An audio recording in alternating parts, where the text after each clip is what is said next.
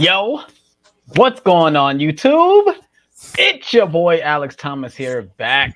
We are back with another episode of Nerd Talk, going into this kind of new, I guess, new era of Nerd Talk. Obviously, we all, appreciate what Smooth J Stu did for us. He will be coming back, obviously, for Nerd Talk and stuff like that. But I also wanted to get into that before we start the show. Is that it won't be Sundays all the time. We'll be probably doing frequent random nerd talks throughout the week. Uh, Clearly.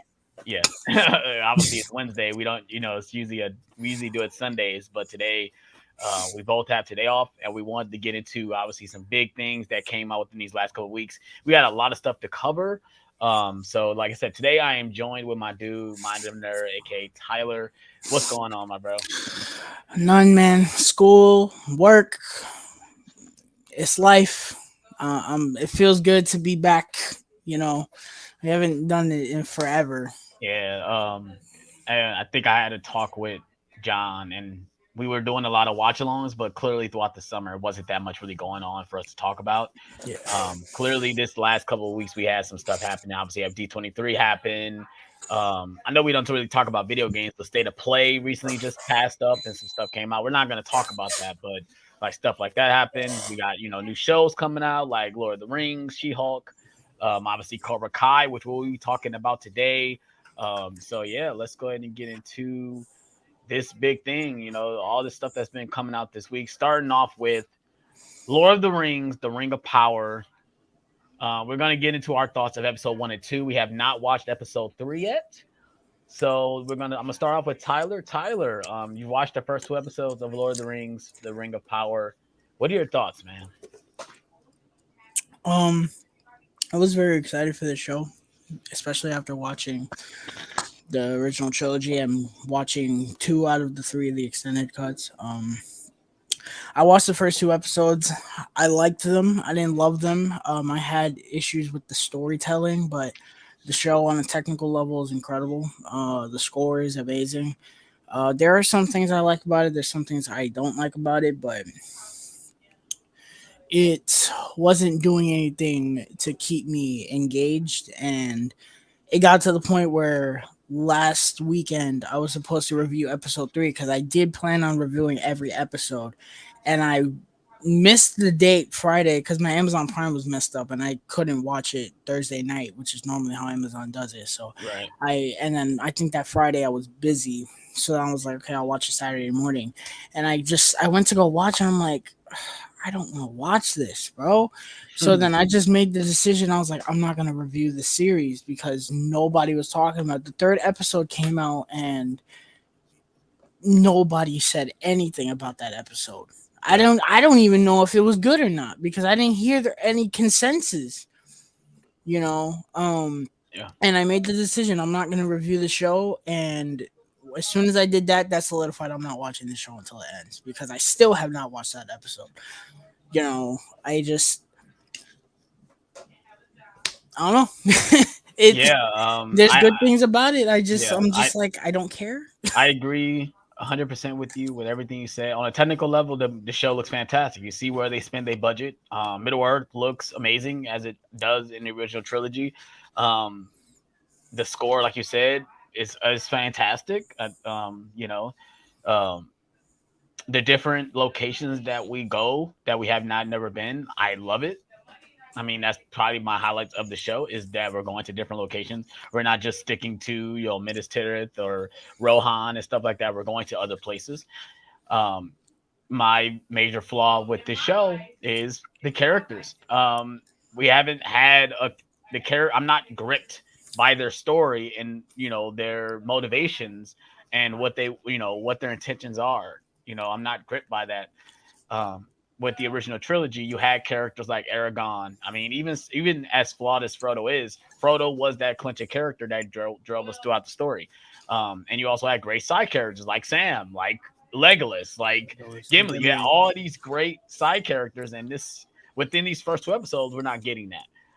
Also, it feels like this is like I'm not comparing this to this type of person, but it feels like the Roland Emmerich thing, where it's all these different characters are doing different things, but they're like it's supposed to connect for some reason, and it just I don't like that type of storytelling. I just don't like I said, Lord of the Rings didn't have that. We met their characters, and as they went throughout the story, that's how we met the new characters. It wasn't like we met Frodo and then okay, let's see what Aragorn's doing. Okay, let's see what Legolas is doing. No, like the main protagonists were moving throughout the story, and then those characters got introduced through their plots. Um, So, the show but has way too many characters, yeah, especially for the and first couple it episodes. has way too much going on. There's at least like 4 or 5 subplots, and I'm like, why?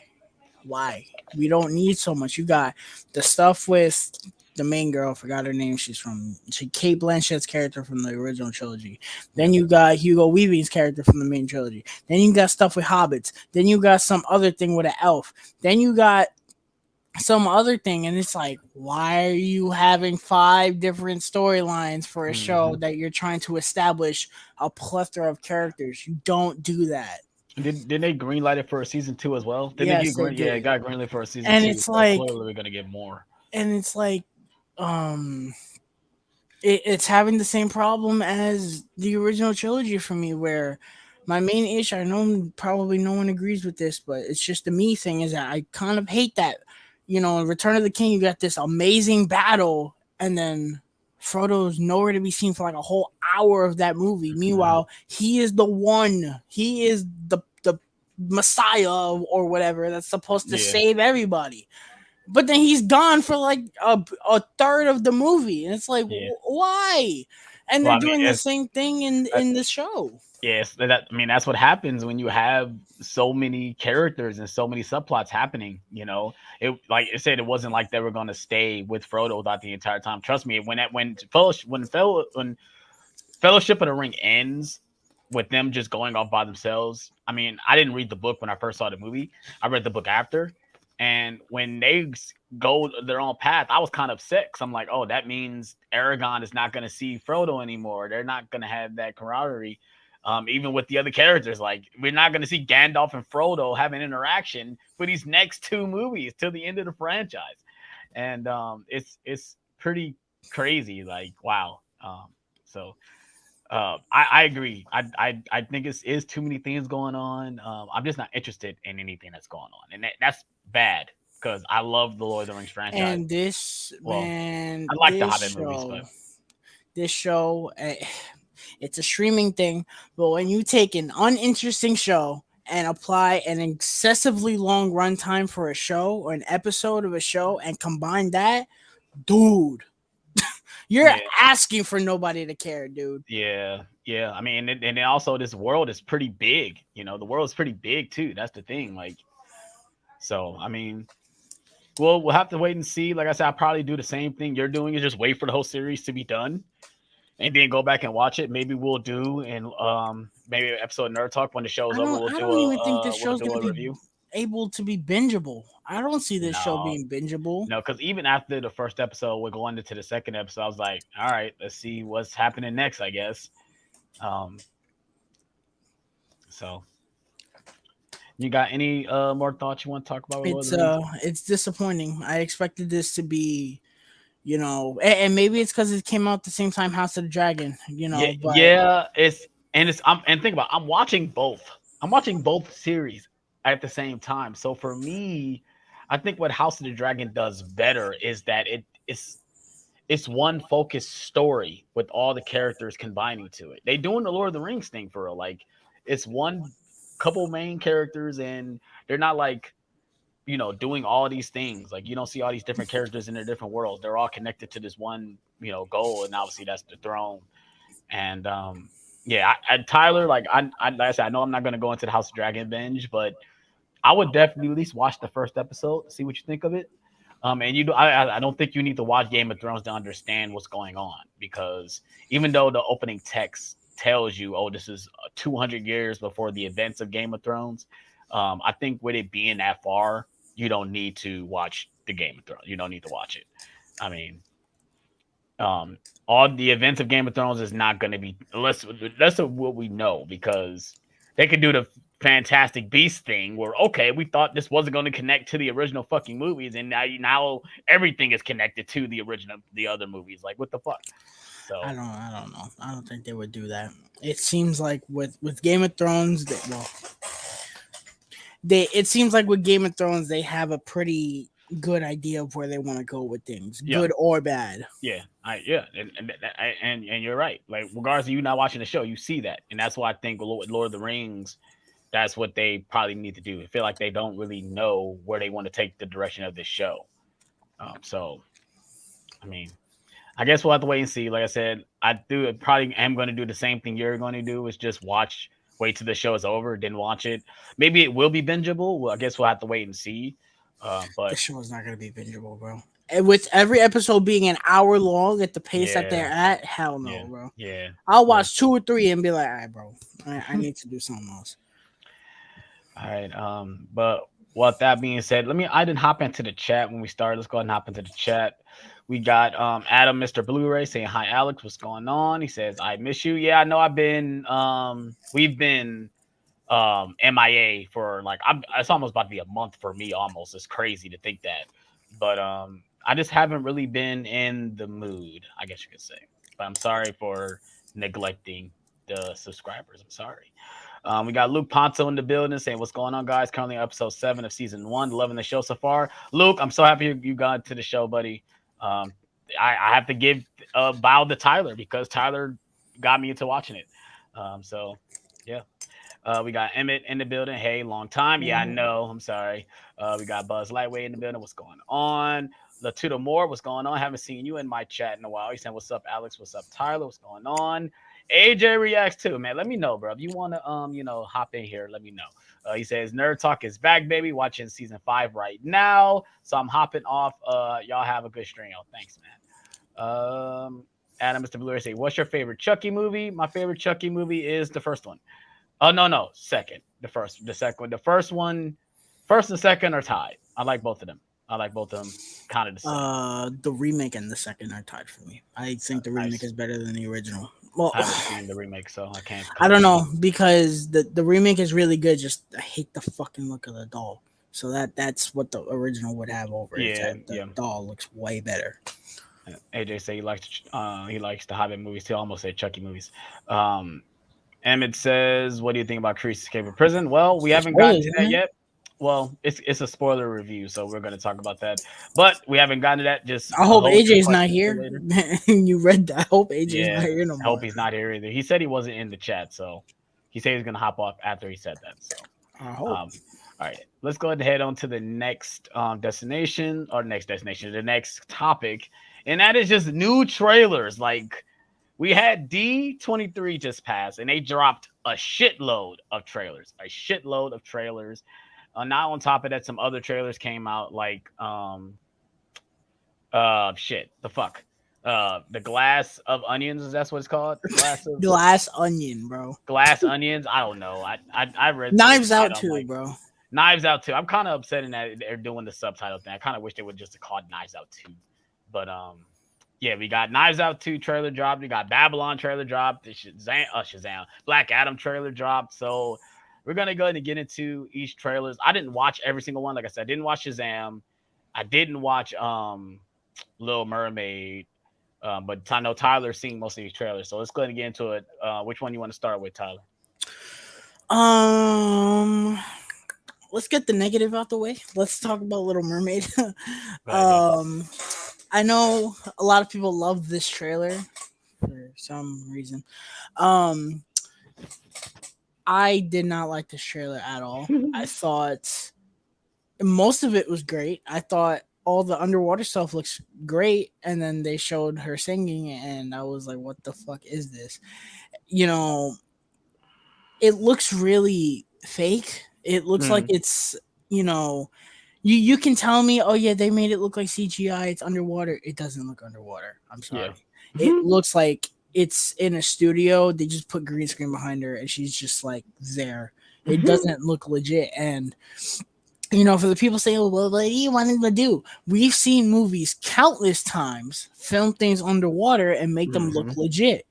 You know, I just saw Jaws in IMAX a couple of weeks ago, and the underwater stuff in that movie looks legit, like it's underwater. Well, they filmed it underwater. They really filmed it. I'm not saying they need to film it underwater, but look at Avatar. Look at the way that looks Yeah. underwater. That I, looks incredible. I think certain scenes like this need to be shot underwater. I do believe that. You Like know, if the actor just don't want to be trained to be underwater for that long period of time, then I don't know what to tell you. Like the then movie's called Little Mermaid. even Aquaman, say what you want, like yeah, it looks a little goofy, but you can still tell, like you see the hair flowing and shit. Like it looks kind of underwater. It doesn't look underwater. Her fucking hair is not flowing. It Yeah. and I'm not, I know I sound ridiculous, but it's the little things that matter. Hmm. And I personally don't like her voice. I don't think she sounds all that great. I hate her hair. Legitimately, I hate her hair cuz she's got like these locks. She I'm about to doesn't say they look have like like dreads. They look like yeah, dreads. she doesn't have the flowing hair of Ariel, and it looks really weird. I don't know. For me personally, listen, I am way over the Disney live action remakes. Same. Pinocchio was a fucking abomination. If that is an indication for what is to come, I, bro, I'm done. I'm not giving these people my fucking money anymore. The Yeah. Disney live action remakes are a fucking joke because all they are, these people don't realize it. When you're remaking something, when you're remaking these Disney movies, these are the camps you're gonna run into. It's a shot for shot remake. It's a remake that adds things that didn't need to be there, Hmm. or it's just not a good movie. Yeah. And we got that with Lion King, shot for shot remake, Hmm. and things that didn't need to be added, Pinocchio. And it's not a good movie. Pinocchio's not a good movie. Fuck Pinocchio. These remakes need to stop. They don't need to be a thing. Yeah. They don't need to be a thing, Yeah. dude. And you're taking everything that made those movies special and stripping them away and just making Yeah. them real life for the Yeah. sake of saying, hey, look, this exists. And there's so many people, oh well, if you don't like it, just go watch the original and stop complaining.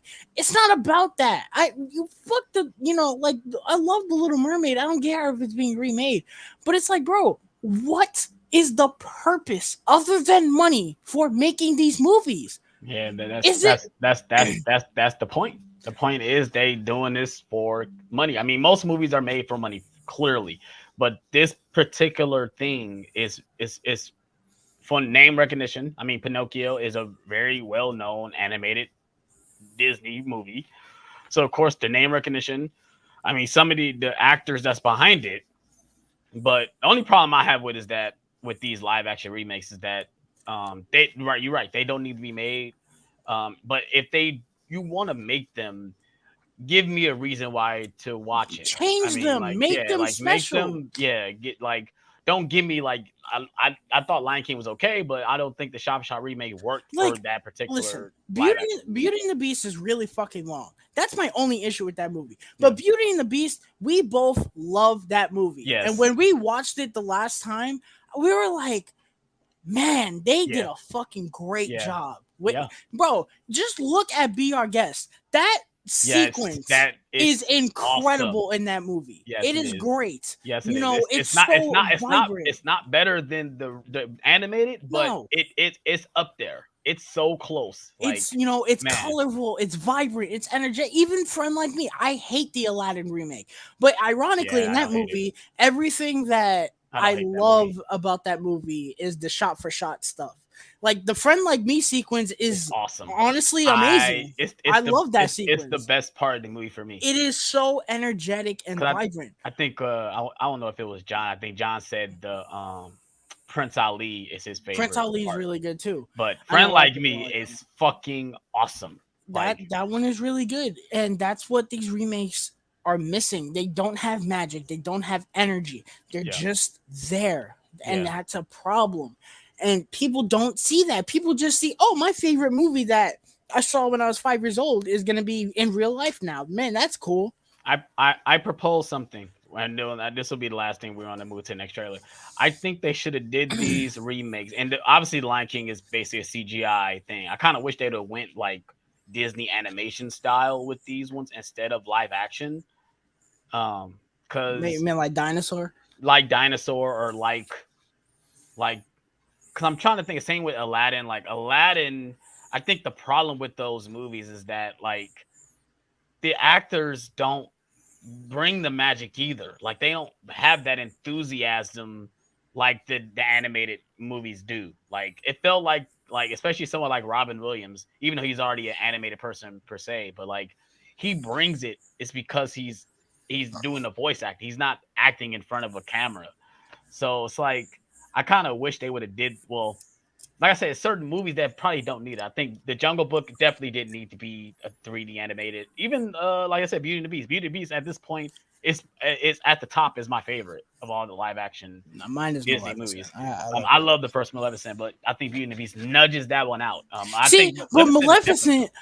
Maleficent is good though because It it did did something different yeah, it did and something it different, right? changed it. Say what you want. Oh yeah, I didn't like it. Okay, I can see that, but it's different. It's not the same shit. Like yeah, some of the same stuff happens, but it's something different. Yeah, I like 90% of these remakes are the same shit. yeah, yeah.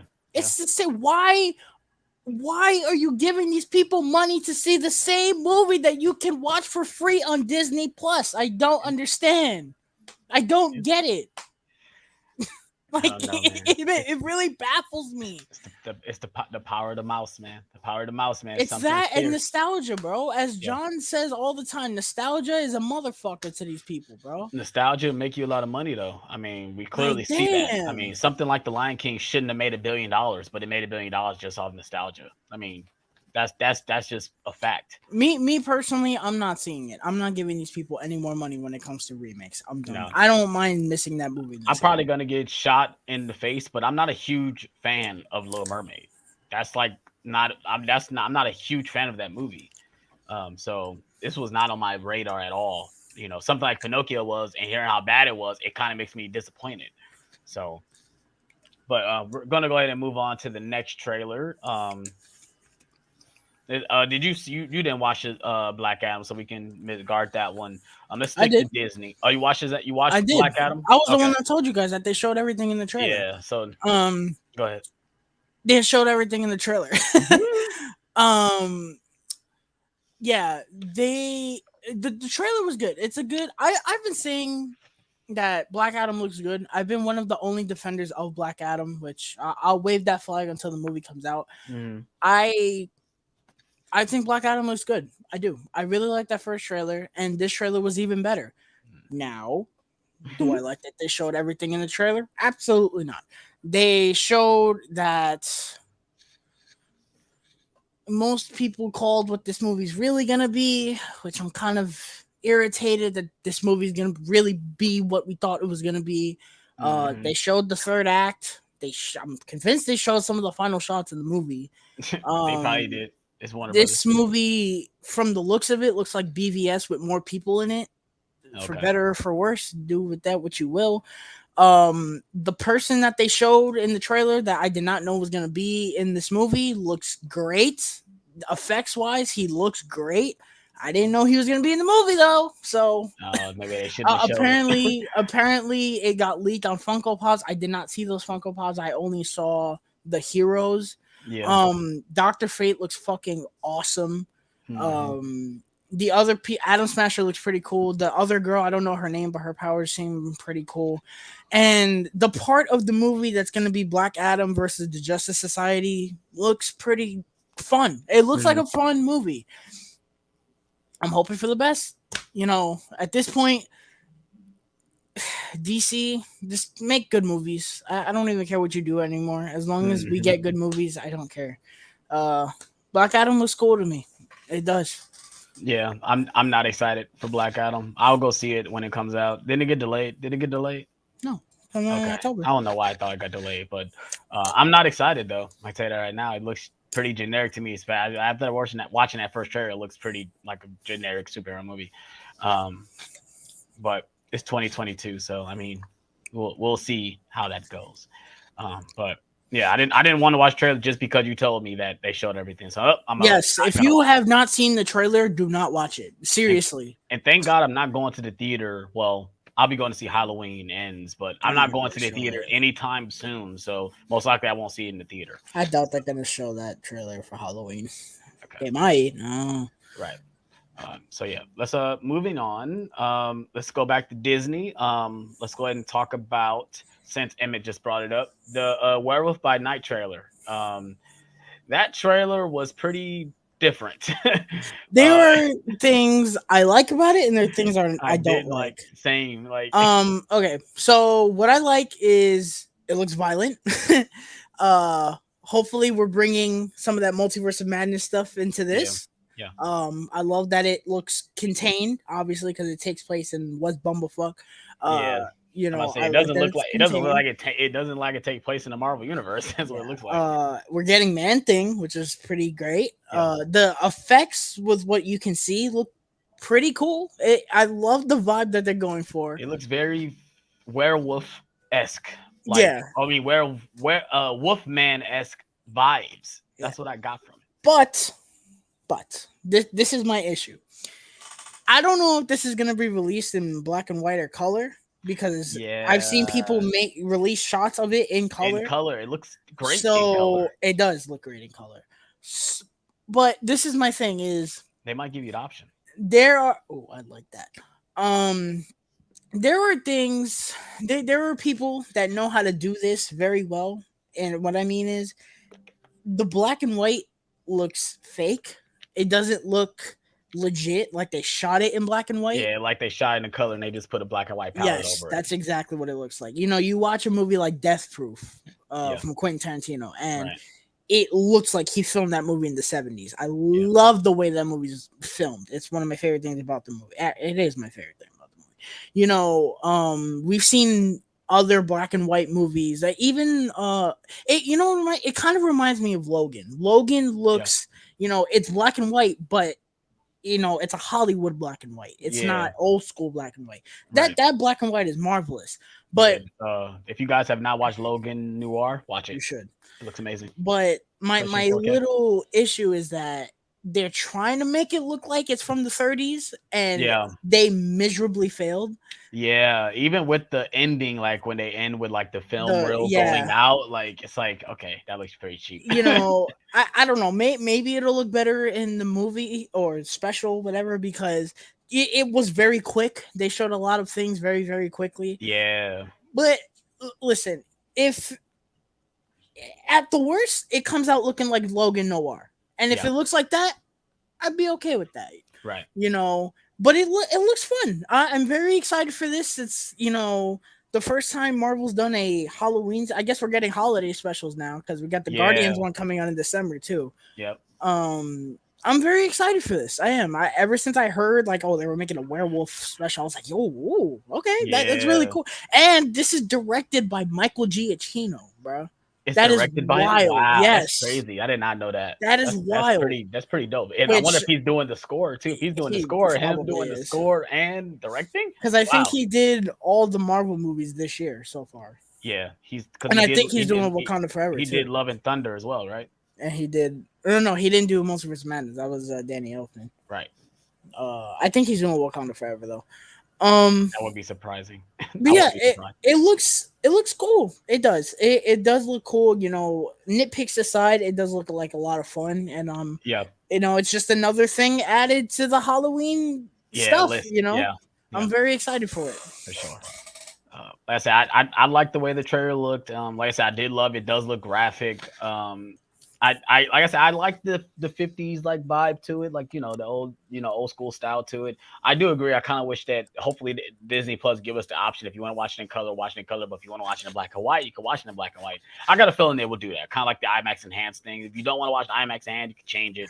I got a feeling they will do that. Hopefully they will. But I like the trailer. I thought it was cool. It was definitely different. That's what took me back. Like, this is something I've never seen. It looks graphic, and I'm like, damn, people are getting ripped apart. Whoa, let's do it. Yeah, that dude's arm was gone. I was like, oh, okay, let's do it. that's more violent than Multiverse of Madness. Shit. Yeah, for sure. Because they didn't even show Peggy get cut in half. I was Yeah, like, yo, yeah. But it could be fun, man. for sure. All right, moving on. Let's go ahead and get into, since we're still talking about Marvel, let's go ahead to Secret Invasion. I thought the trailer looked all right. It was great seeing some returning characters, mixing some new characters. It's great to see Samuel Jackson back as Nick Fury. but this just looks like the run the mill Marvel thing. Like it's kind of like it feels like Winter Soldier mixed in with a lot of other things. Um, I'm guessing Samuel Jackson is going to be leading this thing in this show. It's great to see Ben Middleton back as Talos. Taylor's, yeah. Talos. I've been wanting to see him back, even though he got a quick scene in Spider-Man Far From Home, right? Far From Yeah. Home. And I thought it looked okay. It's great to see Amelia. That was Amelia Hmm. Clark in the trailer, right? Yeah. Okay, I know I went. I'm like, oh, she's in the MCU. Let's go. Yeah. So I thought it was okay trailer. You know? I'm kind of disappointed that Amelia Clark is playing generic Shield agent number 500 rather than, a big character. Well, she could be a big character. Who knows? For all we know, she Yeah. could be a scroll being an agent. Right. I like the concept of them taking Secret Invasion and making it a spy show. I do like that. That is Yes. something I didn't think would work. Well, we It don't know probably if it will. works. It probably will work because of the story itself. Yeah. That's more than just a one movie arc. Yeah, I do like the idea of that, but the trailer didn't really do anything for me. And the reason that I'm saying that is because while it's probably my favorite part of Captain Marvel, them making the Skrulls the good guys, Yeah.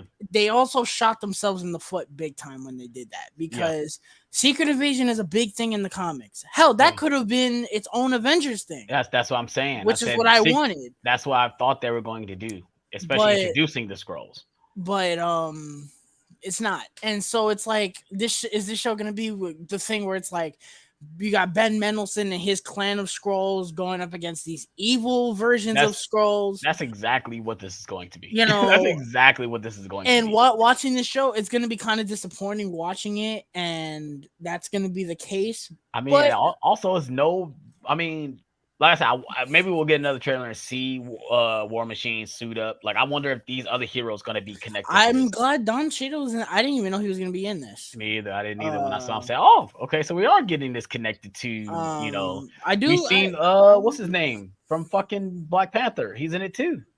Oh yes, Martin Freeman. Yeah, I'm like, damn, he's in here too. I didn't know that either.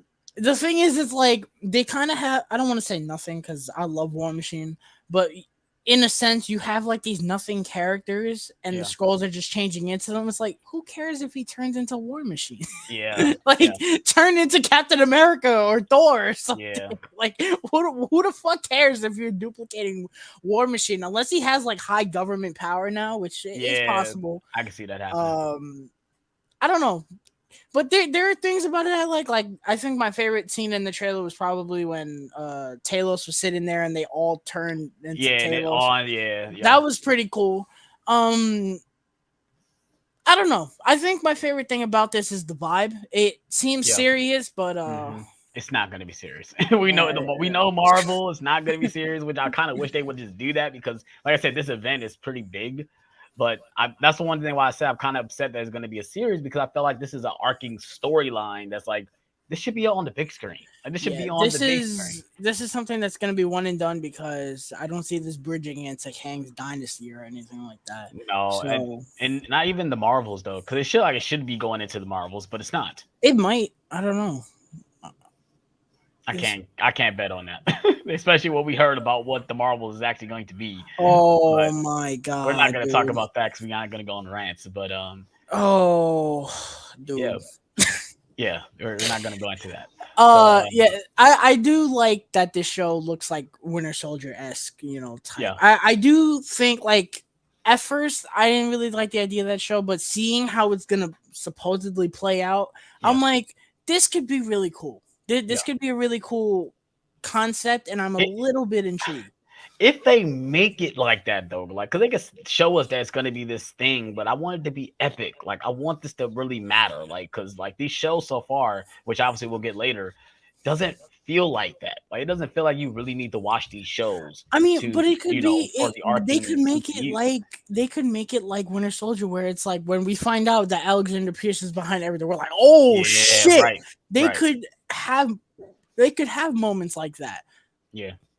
We'll see, but I'm mildly intrigued. But the trailer didn't really wow me. I've seen people say, "Oh, that was my favorite thing coming out of D23." I was like, Okay. Mm, I don't think it was. Well, it's up there, but I mean, I think most of the trailers were okay. They weren't like, oh my god, there was nothing mind blowing about D23 this year, at least to No, me. I had one that fucking made me do a flip. Well, we can go ahead and talk about it. What was that? What was that thing for you, Tyler? Well, I kind of wanted to save Star Wars for last because that Okay, everything that's that I you talking loved about was Star Mandalorian, Wars. right? Yeah. No, that Oh, wasn't even it. Tales for the Jedi. Yeah. Okay, we'll talk about that later. Because we want to get all the other stuff out of it. Because I do want to get into Star Wars later because I feel like the Star Wars stuff was the best part of D23. But what's next on the agenda? Hocus Pocus. Hocus. Well, let's talk about Hocus Pocus. Then we'll get into this Enchanted. I thought Hocus Pocus was okay. Well, Hocus Pocus 2 trailer. Yeah. To me, I'm still amazed that this is actually happening. Because I feel like Hocus Pocus is obviously a big thing now, but like 10 to 15 years ago, I wouldn't have guessed that we'll be getting a sequel to this movie, um, let alone being on Disney Plus. Yeah. But it looks okay. I mean, it looks like the actresses are having a great time back in this world. Um, like I said, it's cute. It looks cute. I kind of have this big worry that this movie is going to be generic fantasy characters with our main characters thrown in there. Yeah. I don't really well, Hunter saw it early. He said he liked it. Good. Um, I don't know. I'm a little bit worried, but if this comes out and it ends up being bad, I am gonna be sad because it took them forever to make this movie. But Yeah. if it ends up being bad, I'll always have the first one. Yeah. So I mean, Hunter, obviously, when we go to your comment, he said he watched it early. He said it was fun. That's all I'm looking for. I'm not looking for it. I'm not even, well, excuse me, I'm not even looking for it to top the first movie. Like, I just want to yeah, have a good time watching it. I want to know if it's going to be worth watching every Halloween because the first Hocus Pocus has that. It has that feeling where when Halloween comes, I have to watch Hocus Pocus at least once every Halloween. So at least give me that vibe. It don't have to be the best thing I ever seen. It doesn't have to be better than the first one. Just bring me back into these world with these three sisters, and just have some fun. That's all I want. mm-hmm. So It's a streaming sequel to a movie yeah, that's like 30 years old, bro. yeah. I mean, we had one earlier that fucked up, and that's coming to America. So let's see what the fuck. Hopefully, Oh this my don't god, be like why did that. I forget that movie exists? But yeah. So moving on. Let's go ahead and get into this Enchanted. The trailer. Like I said, I think it looks good. Surprisingly, because I thought this was not going to be good.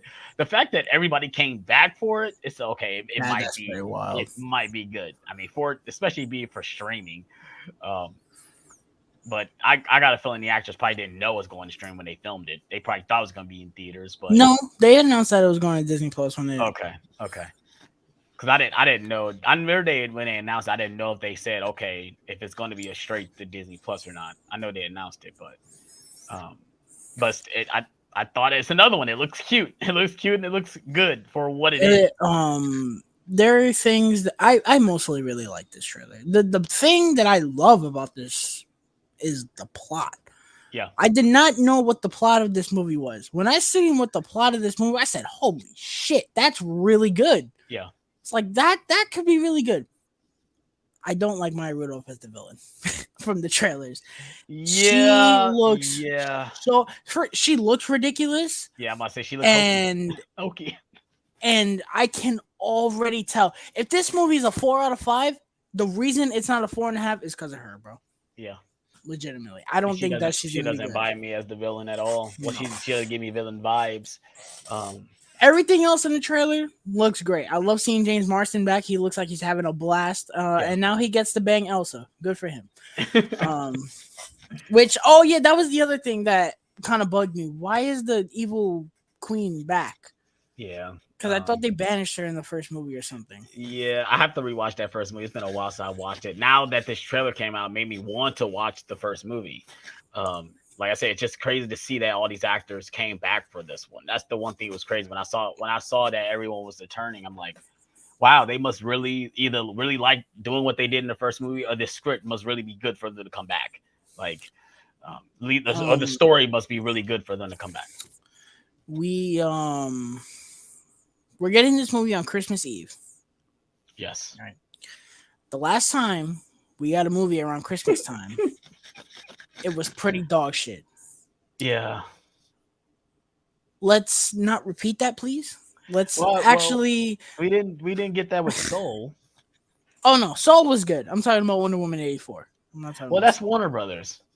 I know. I'm just saying. I don't want. I don't That's want. Warner Brothers, though. I don't want coal in my stocking again. For Uh, yeah, hopefully we don't. Like I said, when the dailies come out, or when if Hunter shows up in the chat, say he's watched it already, let us know, bro. Because I gotta feel it. I don't want to hype myself up so much. I think around that time I'll lower my expectations. That's like same thing with Hocus Pocus. I don't expect anything amazing. Just let me have a good time watching this movie. That's all I want. Goose, I agree. We'll get into that. I agree, 100%. Yeah. Why did my Um. list just change? uh, Damn it. But yeah, let's go ahead and get into the next trailer. What was next? Do you want to talk about? You want to go ahead and talk about Glass Onion, since you just watched it? um, yeah, Glass Onion looks Good. pretty good. It looks about the same as the first one. Yeah. Um, that's really all I could ask for. It looks Yeah. pretty good, The trailer isn't that long. It's only like a minute and like 20 seconds or which I don't so. need because we Um, already know the cast and everything. yeah, they were obviously we were getting cast left and right, left and right, left and right from everyone that's in this movie. And like I said, you're right. Everyone looks pretty good. It's great to see Daniel Craig back as this movie. He's the one that made me love the first movie. I His love his Scooby Doo portrayal, accent. yes, like I love that. Full Chris Evans dogs him on his accent twice in the movie. He called him Kentucky Fried Chicken drawl or something. It's hilarious. Um, but he says KFC twice. I think he said it first time and he said it again later. I love Knives Out. It was probably my favorite movie of 2019. Um, but I'm excited for this. I'm just upset it's not coming to theaters, but hopefully it gets a Blu-ray release. I'm hoping it does because I want it on my shelf. But if it doesn't, then I'll just have to watch it on Netflix. Maybe Criterion do it because they usually do all Netflix shit. But Probably I'm be excited for Criterion. it. Like I said, the cast looks great. Um, I don't know. That first cast was so different and dynamic. Hopefully, this cast for this new movie brings that same type of energy. So far, the trailer is showing that, and yeah, I'm excited for it. I'm excited to see Batista. Same, same. And I I am think with excited. Ryan Johnson's writing is going to work for Batista. Batista, I would say, I don't know, I might get some. What? I think Batista's probably the best wrestler turned actor, including Over the Rock for me, Mhm. because The Rock just does the same shit now. Yeah, he does the same role. He's the same Batista, character in each movie. Batista can actually act. Yeah, You he's done know, different things though. and he's really good at it, especially in the dramatic stuff. He's really good. Mhm. So I'm excited to see that this might be the breakout role for him. You Yeah, know, yeah, and yeah, I hope so because I do really like him as an actor. See, John Cena's coming along that way too. yeah, You know, the dramatic stuff in Peacemaker, Cena killed it, bro. yeah, for sure, for sure. So yeah, let's move on. Let's go ahead and get into Babylon. Let's go ahead and talk about Babylon real quick because I'm ready to get into the Star Wars stuff. I said this trailer looks bananas. Everyone looks like they're having a great time filming this movie. I don't know who's the director is, but clearly he already won an Damien Academy Chazelle. Award. What else has he done? He's probably done things I've seen before, but yeah, La La Land. Okay. Um, I'm about to say I know I've seen. Well, I haven't seen La La Land, but I've heard what he's done. But it looks great. I mean, it looks good. I mean, I see Oscar contention all over this movie from performances. It's great to see certain actors back, like Tobey Maguire, back on the screen. I need more of Um, him. I yeah, need to see more of him because I've yeah, only like seen pictures and there's like one shot of him in it's the trailer. yes, yeah, exactly. And Margot Robbie looks like she's having a great time. Like, god damn, who knew that chick from Wolf of Wall Street would be who she is today? God damn, she's so good, man. God damn it, man. Bruh, has she won an Oscar yet? God damn, give it to her already. God damn. No, Um, not but yeah, yet. she looks great. Brad Pitt is having the time of his life, like always he does. Like, man, the cast alone just looks great too. Yeah, I'm it excited. looks really good. Word around the water cooler from Benji, is that this is supposed to be rated NC-17. It looks like it because there's certain It shots in does, the trailer. It's like, why is that in the trailer? That should not because be in the trailer. well, that was a restricted trailer. Okay. Like it wasn't even red band. It said restricted. Yeah, right. So I was like, maybe they won't show this in theaters. Yeah. I don't think I would. I would like them to get the NC-17. Fuck it. I don't think we will get it, and that's because No. I don't see them making a wide release movie NC-17. Nope. But if it does, it does. If it doesn't, it doesn't. I just want to see the movie because the movie looks really good. For sure. I agree. Cast all around is fantastic. This is probably the second best cast for a movie we have right now, besides Oppenheimer. In Amsterdam. Amsterdam. Both movies look great, and this looks like this is gonna be the extreme version of Once Upon a Time in Hollywood. Yeah. And if it is, I already love Once Upon a Time in Hollywood. So you give me more cocaine and yebos, I'll take it, bro. I'll take it for sure. For sure. Yeah, I'm excited. And I didn't watch the trailer. I'm like, what am I getting into? Because I don't know. I just seen, like you said, I just seen photos. I seen the posters, and I don't know what this movie's about. So watching the trailer, I'm like, wow. That's it's essentially a hardcore version of Once Upon a Time in Hollywood. That's what it is. Yeah. And then now, once you said that, looking at the trailer after seeing it, you're right. You're definitely right. It's funny that Brad Pitt's in both of those movies. Yes, he is. And Margot Robbie. Right. That's funny. So yeah. All right, let's go ahead and get into. I think once you said it, you're right. The best parts of 1D23, which I think who said it? Hunter. Did Hunter say, did we watch it? No, we didn't watch it. I usually just wait for all the trailers to come out online. That's how we watch it. We don't really watch usually when they do streams like this, I'm at work. So I can never really actually watch the panels.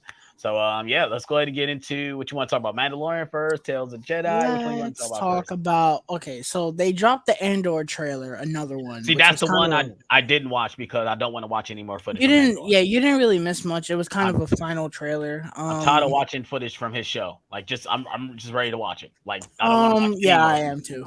I'm not really hyped for this show, but it does look incredible visually and technically. Yeah. I mean, what Star Wars project isn't? I mean, even like going into the but this looks like the best technical show, including over Mandalorian. Like the space stuff in this show looks incredible. Yeah. So I'm excited for it on that front. There's been a lot of talk about this show. I'm interested. But yeah, it was a final trailer. Just I'm waiting for it to come out at this point. Yes, same. Mando looks fucking awesome. And, I was really worried coming into the show because after Book of Boba Fett and what they did with his story, I really, really did not like that they brought Grogu back to Mando. I hated that because I was like, I personally said it. I said, if you ended Mando with season 2 and just said, oh, Mando season 3 is a Boba Fett thing, I would have been like, okay, because Boba Fett is a Mandalorian, so it just makes sense. Just have it be different Mandos, okay, whatever. But then they did what they did with Boba Fett, and they realized, hey, we don't have a good show, so let's just shove in Mandalorian 2.5 into this shit. They did what they did, and now Grogu is back with Mando. It's kind of hard to not see it as, yeah. I mean, the thing is, I agree. I like the trailer.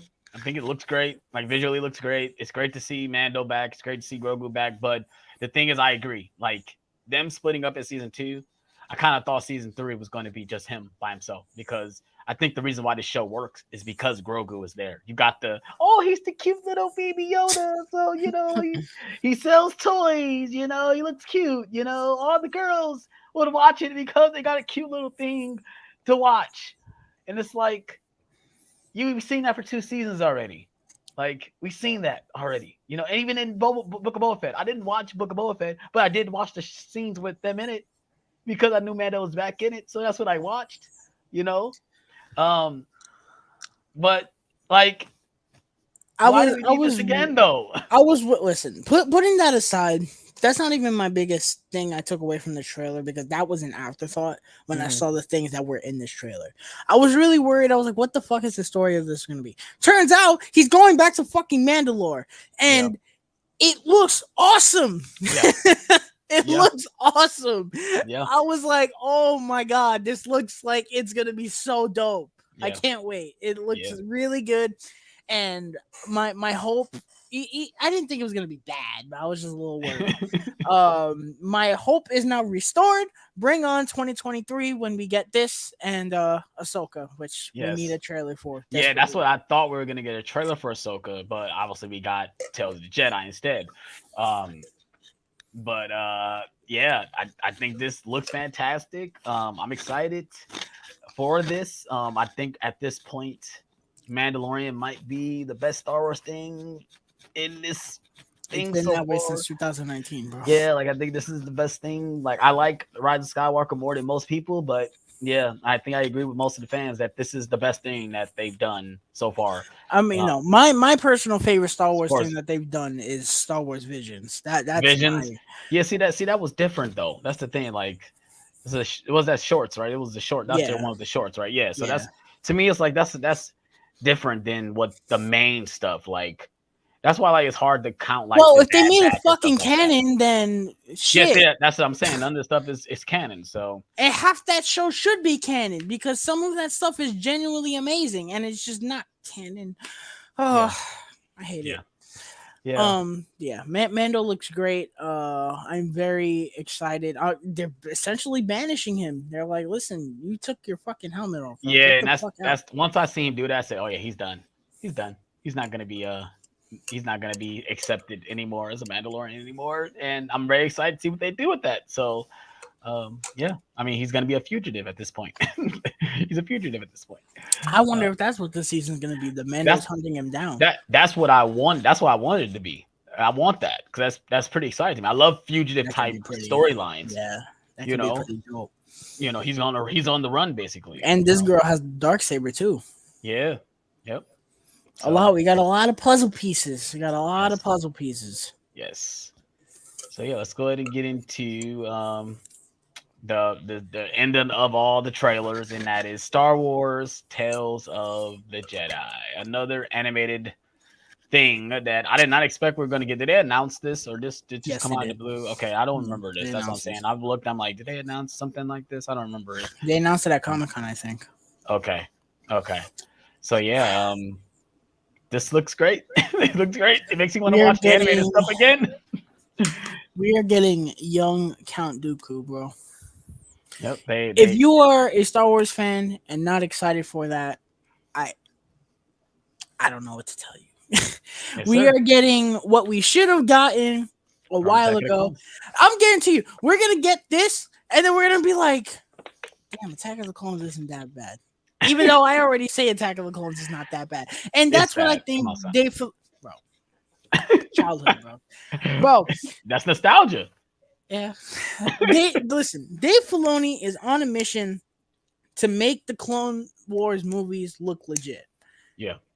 And he is so far succeeding with flying colors because everyone loves Clone Wars. Yeah. Most people love Rebels. Yeah. He is succeeding.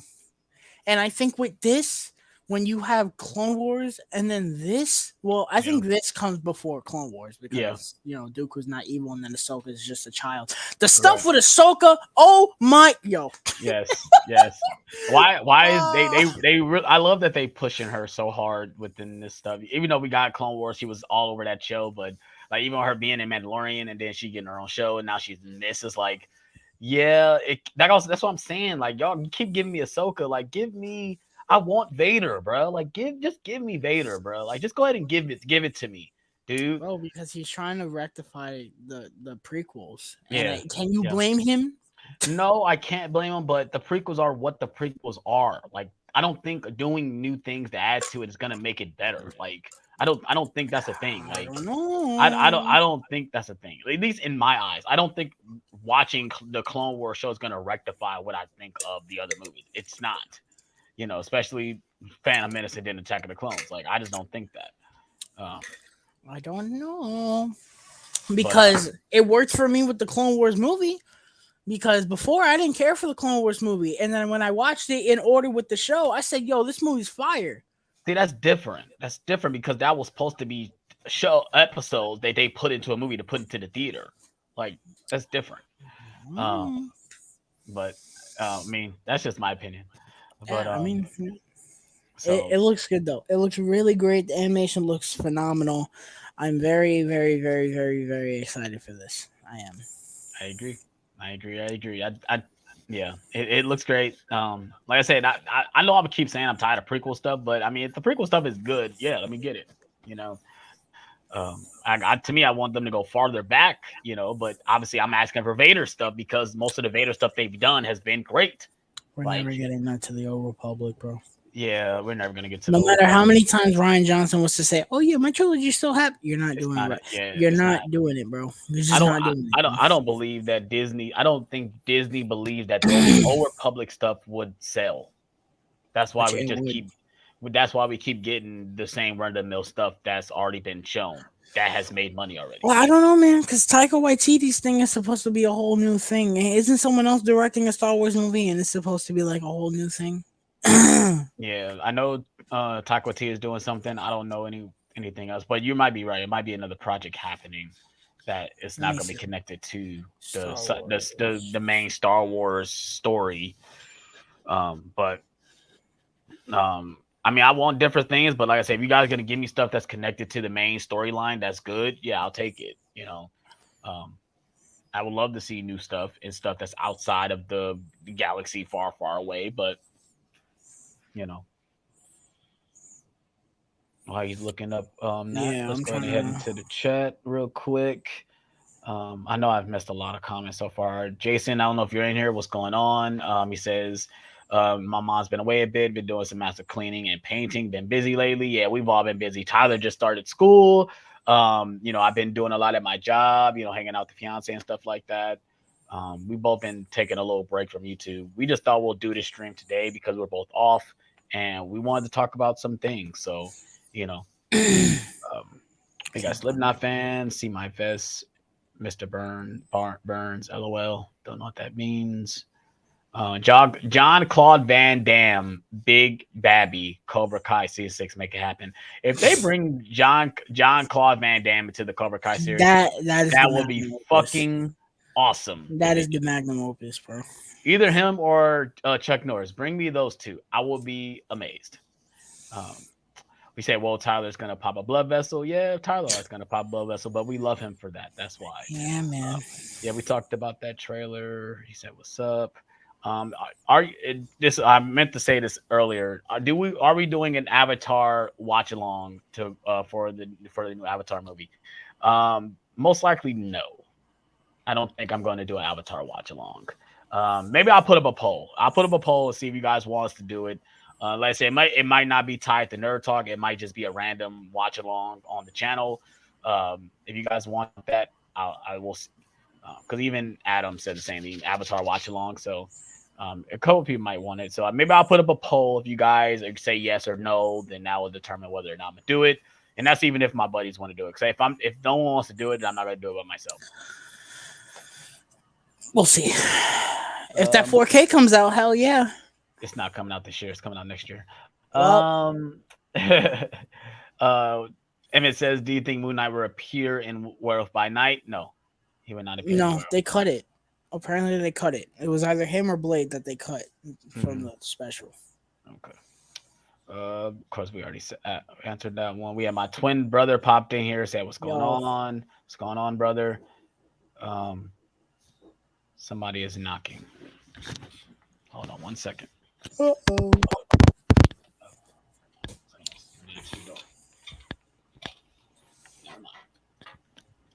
Someone else is answering the door. Never mind. I need to catch up on Mandalorian. Still need to watch season 2. Go get on that, Luke. Get on that, bro. Maybe you just wait till the season 3 start, and then that's when you'll watch it. Bios gonna watch season 5. Well, good thing you're not here anymore because we're about to spoil the shit out of it. Yeah. Is that it? Is there? I don't think there's any more trailers we're talking about. I think that's it. No, I think that's pretty much it. All right, let's go ahead and move on. She-Hulk. Oh, yeah, I forgot we were talking about this. I thought we were talking about Cobra Kai. That's next, but I did want to get this in since obviously we didn't talk about it when it first came out. Clearly, we haven't done Nerd Talk since the show came out. Bruh, what are your thoughts so far of She-Hulk?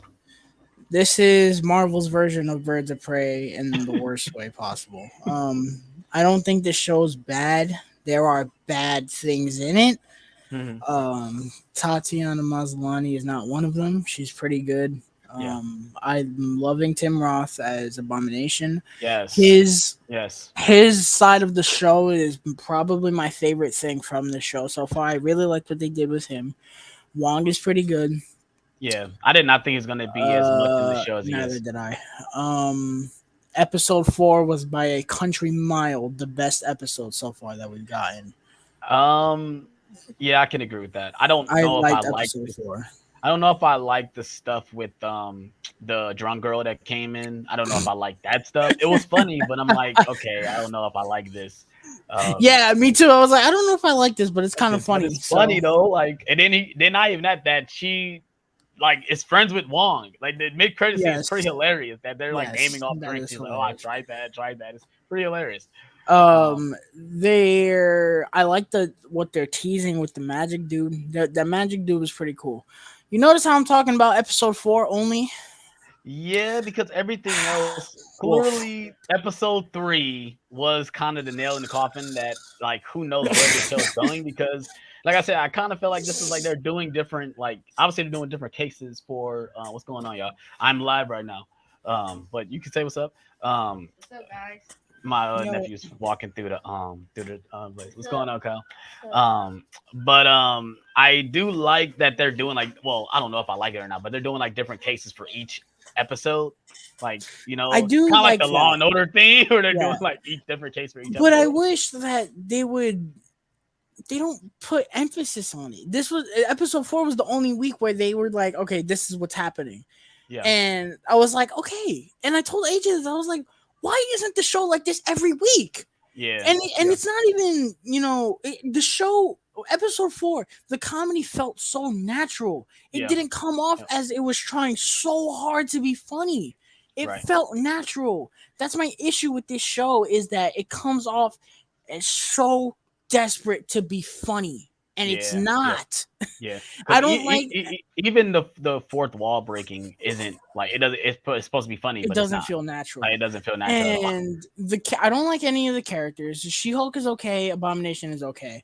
I don't like her friend. Her friend is annoying. No, I don't no. like any of the other characters. I feel like her family. I kind of like them because they were being douchebags or whatever. They were Yeah, funny. but they're not that much in the show though. Yeah, I Like that's know. the thing. Like we don't get Um, much of her life besides her work. You Episode know, 1 I thought was not good. I didn't like the stuff with the Hulk at all. Listen, the I like Hulk. the stuff. I like the stuff with the Hulk. I did. I like the stuff with the Hulk. I thought it was pretty cool that No, they actually I did fought. I not. thought that was hilarious. But I most of did the stuff not. we see in the trailer, though, so that's why I like the rock I throwing and didn't. her No. doing all the stuff. Like, okay, like clearly she didn't need the training because she I understood found what to do. every But every time the Hulk comes on screen, I die a little inside. I do. well, I didn't find him. that's just your personal vendetta. What they did with the Hulk in the MCU. No, it's That's not you. even that. I'm going based off what was in that episode. When he was there, I didn't find it funny. I thought the CGI was shit. Yeah, the I didn't. CGI in the show is not great with both of them. Not great, dude. What? Yeah, especially with She-Hulk, she is not great. The Bro, CGI is very wolf think about in this. most of Think about those this. moments when she's walking and everything. The Last of Us Part 1 on the PS5 How'd you bring looks in video more. game logic? No, Not video. no. Listen. The Last of Us Part 1 on the PS5 in 60 frames per second looks more realistic than the CGI in She-Hulk. Yeah.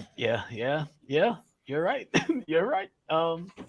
It's I- it's crazy because most of the shots of her just don't feel like she's there. She's like she looks like a rendered She person. doesn't look there. Like she doesn't look like she's there in the shot. It looks like it's like like I said, it looks like a CGI thing. It doesn't. It Look looks natural. like it's gonna get kind of better because the shots, or maybe it's because it's at night. I don't know, but the shots that they've shown with her interacting with Daredevil, it looks better. See, I didn't see that. I didn't want to see that. I wanted to wait till the show. I didn't see. They didn't show much. They showed like I know a they showed. couple more I know there's a parts. trailer that just got released. Talking about Yeah. mid season or whatever. But I didn't watch Yeah. that because I wanted to see that in action. I didn't want to see a Yeah, trailer. they showed a couple parts of her with Daredevil, and she looks better. I don't know. Episode 3, it makes me mad because when when you open up the show and you see her screenshot, like the screenshot of her when you go Yeah. onto the show, that looks so good. Like I think this screenshot of her when you see her on the screen looks good. But why in motion it just does Oh not look yeah. good. Like Episode 3 is the worst by far. yo, the fact that they And got Megan it's Thee Stallion in this fucking listen, show. What put the aside the stupid credit scene, which I'm not even talking about I ain't because gonna it's lie. embarrassing. It was pretty funny. I was laughing. I'm happy. I'm happy you found it funny. I was embarrassed. That episode is just not good. I think as a structure and as writing, I didn't find that episode good at all. I found it really bad, and I was just like, "This isn't good, guys. Like this isn't good." Yeah. And I get it. It's supposed to be comedy. Why are you getting so mad at the comedy? It's all in how you write it. You Yeah, for can sure. tell me, yes, it's supposed to be comedy. Yes, you made that abundantly fucking clear that this is supposed to be a comedy, whatever. But it's all in how you write it.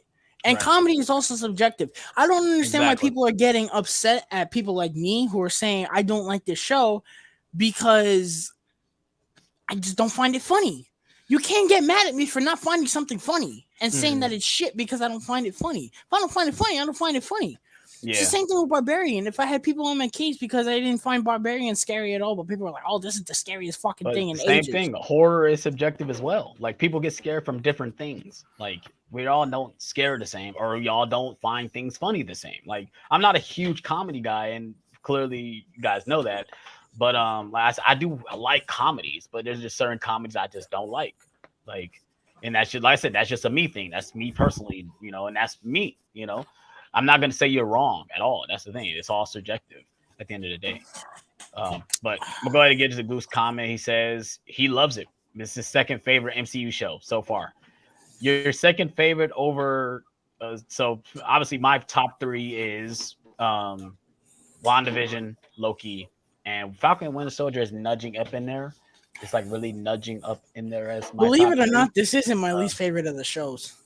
your least favorite Hawkeye is is still my least favorite yeah, Hawkeye. Yeah, because uh, I don't find this show boring. I will say that I don't yeah, find this show boring. Hawkeye was just there's nothing.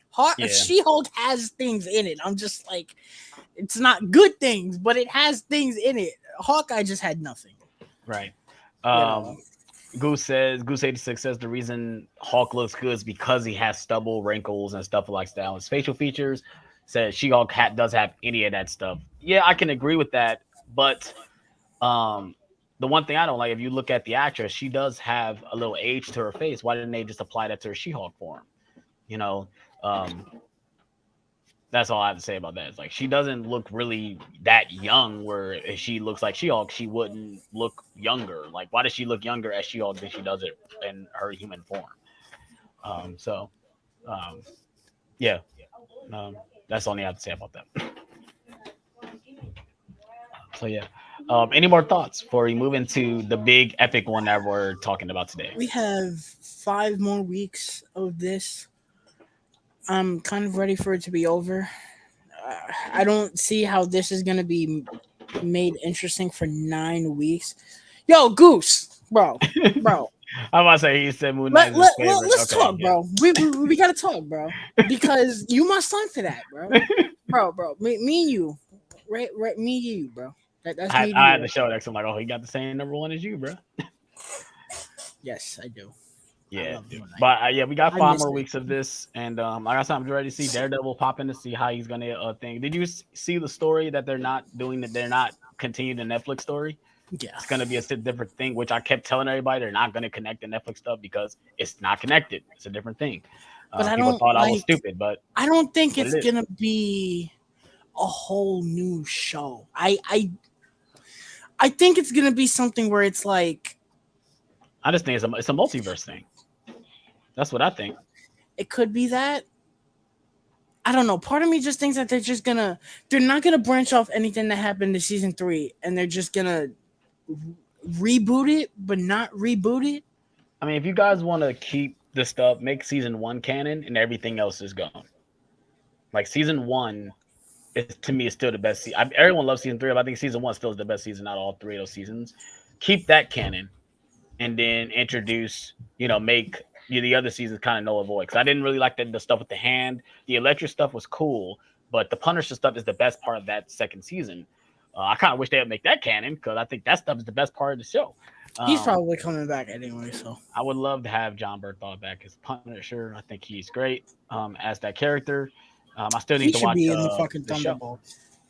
Yeah, yeah, hell yeah, hell yeah, that would be awesome. But yeah, I'm ready to see what else we got to offer. These first 4 episodes, they were okay. I'm ready to see what episode 5 is to bring, and yeah, uh, that's all I'd say about She-Hulk. Let's go ahead and next. Let's go ahead and get into our big topic of the day, and that is Cobra Kai season 5. The spoiler review for Cobra Kai, you guys, and oh my god, this show is great. This show is great. Shout out to Tyler for getting me into this show. I have to bow to him because I was kind of late to the party. Obviously, you guys know the story of Cobra Kai. I first started off on YouTube as a YouTube Red series. They only did, I think they did the first 2 seasons, and then they said, "Oh, we can't do this shit anymore because it's too expensive." So Netflix bought it from them and continued it from there. And I think with it being the Netflix, I think it's gotten at least a little better. I do like the first 2 seasons of this show. The third season it's not the best. I think season 4 kind of redeems season 3 a little bit, but and I think this season it's good. I don't think it's my favorite, but it's a really good show. Clearly, we're going to go into spoilers. So if you guys have not seen Cobra Kai season 5, go ahead and watch it and come back. You guys come back. It's going to be on the channel. You guys can always come back and watch it. So yeah, first let's go ahead and get. Tyler also has a review on his Instagram. If you guys want to check that out, go check out Tyler's Instagram to see his full review. But since we're already here, Tyler, just give me a quick synopsis of what you thought of Cobra Kai season 5. So walking into this season, I was not excited. I thought that season 4 could have been the end of it easily, but they did Yeah. not. And the trailers and what they were selling, I was like, this seems kind of silly. What are we doing here? And Mm-hmm. this is the least excited that I've walked into a season for this show. I've been watching this. I watched the first 2 seasons in like 2 days, and then I was ready for season 3. So out of season 3, 4, and 5, this was the least excited that I walked into it. Mm-hmm. So maybe that's why I absolutely love this season for the most part. Like, could you add your expectation lower? There are really only a couple things that I didn't like about this season, and one of them is just like one scene. Mm-hmm. Other than that, I kind of loved this season. I did. I was like 4 episodes in, and I was like, I really like this season. I do. I don't know. I heard some mixed things, from the early people. Someone said it's the worst season. Oh, the first half is slow. It's not the worst season. The worst It's season not. out of all so far. I don't know if you agree. It's 3. Yeah, season 3 is the worst season out of all of them. Not saying season 3 is bad. It's just certain Season things 3 they has been did my in worst season 3 season is since I it didn't came like. out. Like, yeah, it's what they do with some of the characters. Like, we got a whole video talking about Cobra Kai the seasons. If you guys want to check that out too, but yeah, season 3 is the worst. Season 5 though, I agree. Like, after watching the first couple episodes, I'm like, yeah, I couldn't stop watching it. It's crazy because when I was watching it, I had to wake up early to go to Chicago, and I was telling my fiance, I'm like, okay, I'm not gonna binge the show. I'm gonna You watch a should have couple just episodes. downloaded it on your phone. I didn't have time for that. I didn't have time for that. So I ended up binging it the whole time, and we end up going to sleep later. I even had Steph watching it. She was sitting there watching, even though she's seen bits and pieces of the series. She sat there and watched almost the entire series with me, or the entire season with me, and she liked it. She thought it was pretty hokey too. Obviously, my main problem with the series in general is that these characters be doing such crazy things in public at that, and there's no consequences. Like, that's my only flaw. Like, I would give this show a 5 out of 5, and I felt like some of these characters would get some consequences for what they did. They literally started a whole fight riot inside the school, and only 2 fucking characters get in trouble for it. Like, even though Miguel got put in a coma, he should have some consequences. Like, he started fighting too. Like, but Yeah, my only downfall with this show, even though we got this season thing, which I guess that's the epic fight. I felt like the fight in the house and the school was kind of better or more epic than the season finale. At least that's in my opinion. Um, but yeah, I don't know how you want to get into how you want to talk about the show. Do you want to go episode by episode, or do you want to just give So yeah, certain I wanna just start from the beginning and work to throughout the the end? end. Right, So because it gets bigger as we get to the end. right. That's what she said. So we start where essentially the thing that me and Alex were both like, why are we doing this? Yes. Is Miguel goes to Mexico to find his dad, Yeah. and when they revealed that that's where they were going, I was like, "Ugh, okay, whatever. Yeah, because I liked this. yeah, I did. It really surprised. did. I liked it. I did. You Um, know, I thought that he was going to stay in Mexico the entire season. That's what I thought. I I know he didn't think was he that. was he shooting Blue Beetle at the same time he was shooting this? Because Maybe. he's because this is an actor. He's going to be Blue Beetle, right? No, they well, yes, he is, but no, Okay. I don't think so because they shot 4 and 5 back to back, so probably Okay. not. Right. Because I was thinking, okay, he's not going to be in the show because he's shooting that. That's what I thought. And then when I saw the trailer, I'm like, oh, he's in other scenes, No, so he's not going to be stuck in Mexico. I think that he finished this one because that's why we got this season this early. Because normally, Right. as you guys know, Cobra Kai normally it comes out in December. I'm Right. surprised we didn't get it fucking earlier, being that it was Yeah, done already. Facts. You know, who knows? So I liked this. It lasted what, 2 episodes, right? Yeah. Pretty much. I liked that it didn't overstay its welcome, and I liked that Miguel realized on his own, even though we kind of figured it was gonna happen, but he realized, oh shit, he's not a good dude. And I did like the Yeah, scene where he was saying like all this shit about his mom, and he just wanted to fucking beat the shit out of him. And he was like, bro, like she was right. I mean that whole scene when for one it's obviously it starts when the dad gets the call that he thinks the feds are after him, and then he changes, like his whole demeanor changes to that guy that his mom was telling them about. And when they go back to the little, I don't know if it's the little bodega or wherever place that he goes, and he's that person still, and the look on Miguel's face throughout that entire scene is just distraught and disappointed. And then he goes outside and he's talking to his mom. That reaction felt so real because that's what a kid would do. He just broke down and started crying once he called his mom, because he realized, oh, his mom was right, you know. And I kept trying to think of the actor's name, but I know his name is probably kind of hard to pronounce, whatever. But he's great. I love him as Miguel. I've loved him since the first season. Oh yeah, I loved him as the first, even though they made him an asshole throughout some of the seasons. But I loved him regardless. Like he was the one. Like he's that guy for me. I'm very excited to see him as Blue Beetle. I think he's gonna do a great job as Blue Beetle. Johnny and Robbie going to get him was great. I loved it. I thought it was gonna be a disaster. Yeah, I did too. It's gonna be a disaster. I loved seeing him and Robbie fighting together. That was great. Yes, the surfboard guys, bro. I'm like, that's what, because it's funny. He's like, here's the ticket for your bus. And I'm like, he's not going in the bus, bro. Like, just give it up. He's not doing it. He just comes out nowhere and kick the guy. I'm like, oh, let's go. That was great. It was funny. The Australian dude is the I guess like the anchor or the news boss from Anchorman 2. So I heard his voice. I was like, oh, that's the dude from Anchorman 2. That's funny.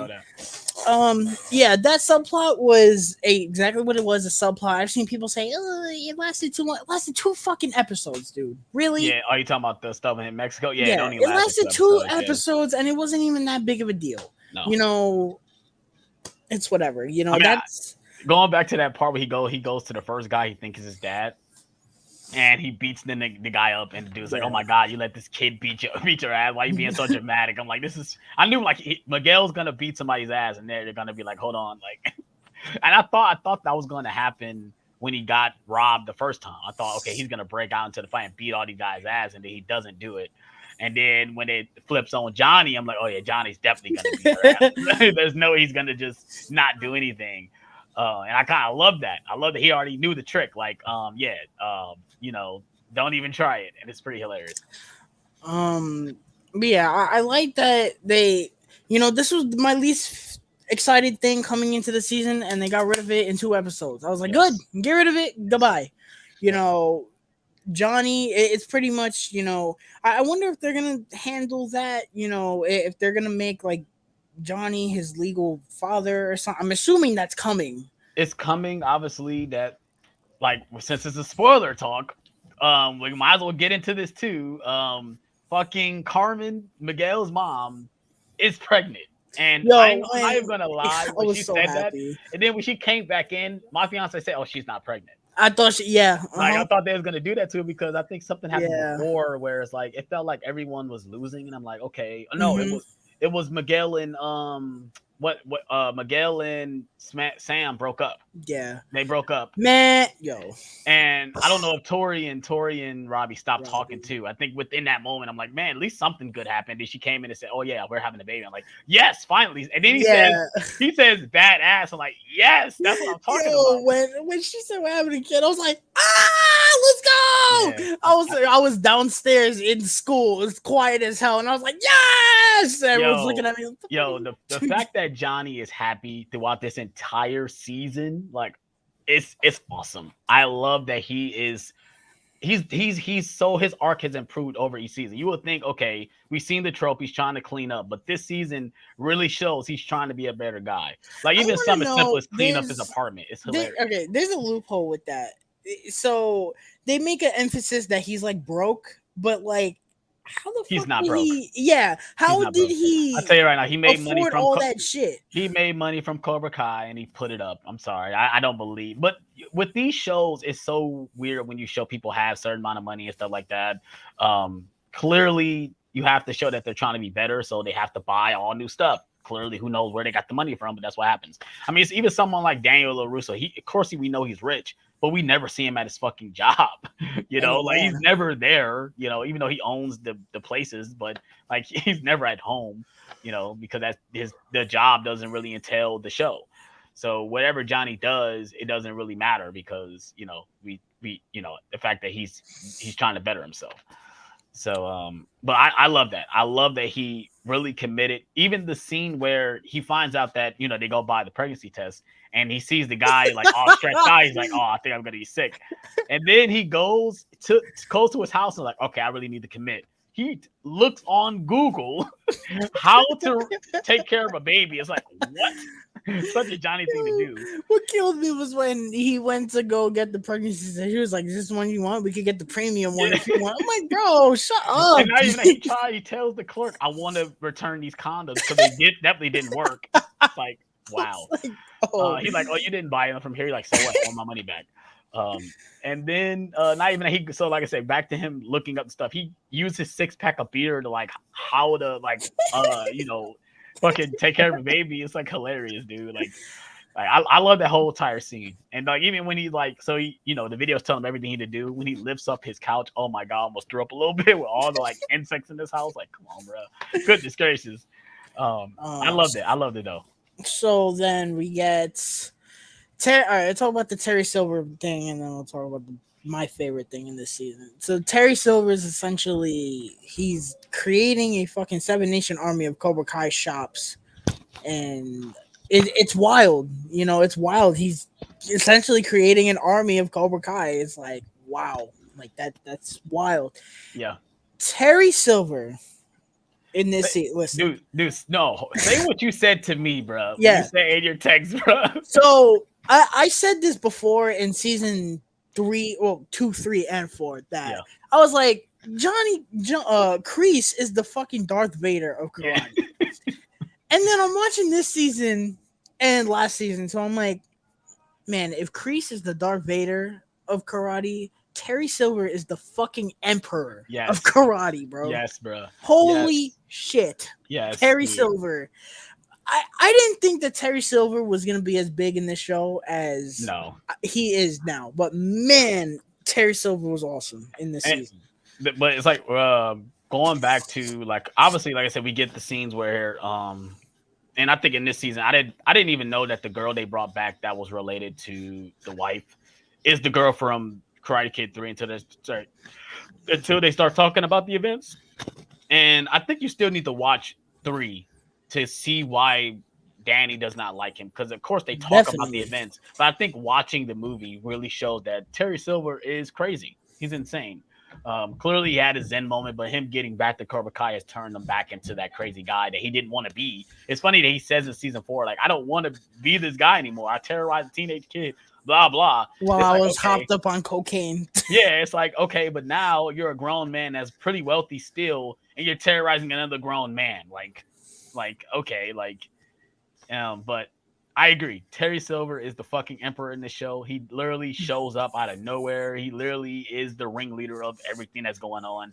With him, like you said, one and basically start an army of Cobra Kai children is pretty scary. The fact, especially the way he fights, like when him and Chosen shows up to the Cobra Kai and he sees Terry Silver fighting, like he's literally beating the shit out of these kids, Yeah. like literally, and it's pretty upsetting, but it's great at the same time. Oh man, go ahead. Terry Silver was just He's so great. badass. I think everyone is great in the show. Everyone nails it.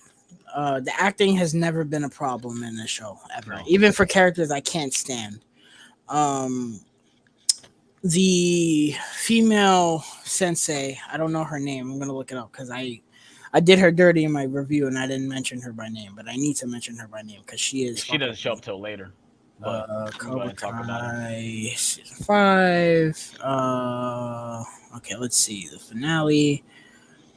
I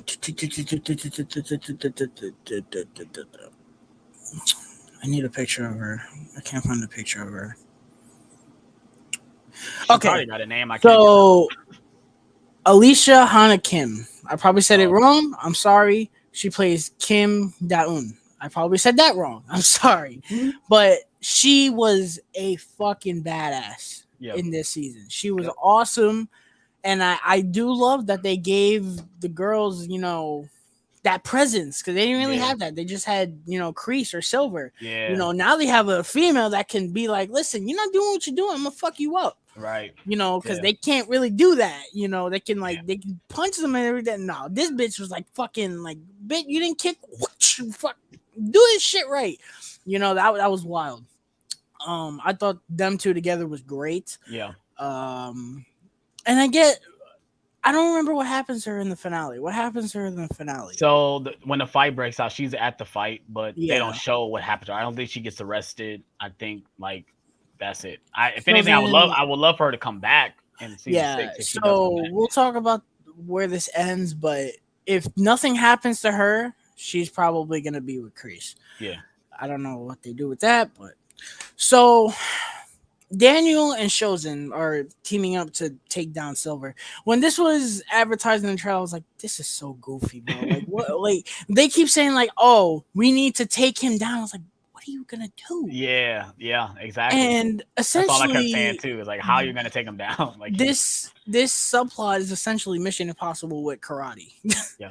And I do like that the whole season they're trying to do these things and Silver's always one step ahead of them. There are some coincidences, yes, but I do like that at the end of it, Silver's always like, he always knows, like, he knew that Barnes was still out there. He was like, bro, they're gonna go to him eventually. They're gonna find someone or something. Yeah. And I did like that. Chosen is so fucking badass and hilarious at the same time in this show. Like, goodness, I did not think I was gonna like this character. I thought that the plot with him infiltrating Cobra Kai was gonna last longer than it did. Yes, I was kind of but the thing is, my fiance kind of called that. He said, oh no, he knows. There's no way. He knows that he's not who he says he is. And I was thinking, no, he doesn't. I thought what you said. I thought he was gonna be in there longer. Like, he was trying to see what type of person Silver was. But then when he shows up and he says, no, I need to talk to you by yourself, I thought he made him. He knows who he is. And then, we get into that spill and, clearly. But I like how he found out, though, with the whiskey. I was like, yeah. At least it wasn't just like, oh, yeah, I'm smarter than you. I know. Yeah. At least he figured it out in a way where it was like, only he would know. Yeah, I liked that. Shozen was just awesome. He was badass and he was a clown in the best way possible. but he also has sincere moments when he need to have sincere moments. Like Yeah. and that one thing I love that he felt remorse of not helping Daniel. Like he wanted to help him as much as he Hmm. could. Like he truly respect this guy. Clearly, they had a big fight, and I love that. To me, I know the flashback stuff is pretty over the top, but I love the stuff that they always go back to talk about. I love that stuff. You know, because I love now I've seen the movies. I love most of the movies. I think 2 and 3 they have their moments, but like I said, I love that they go back and talk about the stuff. It makes the Karate Kid world feels like a world. Like it feels like it's actual world now. But yeah, I did not think that I was gonna love Chosen as much as I did, especially because he shows up in what season 3? 3. Yeah, he shows up in season 3 as just a plot when he goes to Okinawa. Well, yeah, he goes to Okinawa because obviously he goes to Japan to figure out his car dealership situation. But then when he goes to Okinawa and they Chosen comes back, I'm like, oh shit, how am I gonna feel about this? And I liked his moments with him. And we got a whole season of that. Oh yeah, I'm out. Yeah, Yeah, awesome. I very much appreciated that Shozen never gave up on him. There were, Yes. even when his wife left him, Shozen was like, "Listen, it's bad right now, but we still got to do this, bro." Yeah. I did like that he never gave up on him. Yeah. So the beginning of the season was essentially them trying to take them down or whatever, which it was cool. I was really liking it. The stuff with the kids was Sam and Miguel broke up for the 18th time at this point.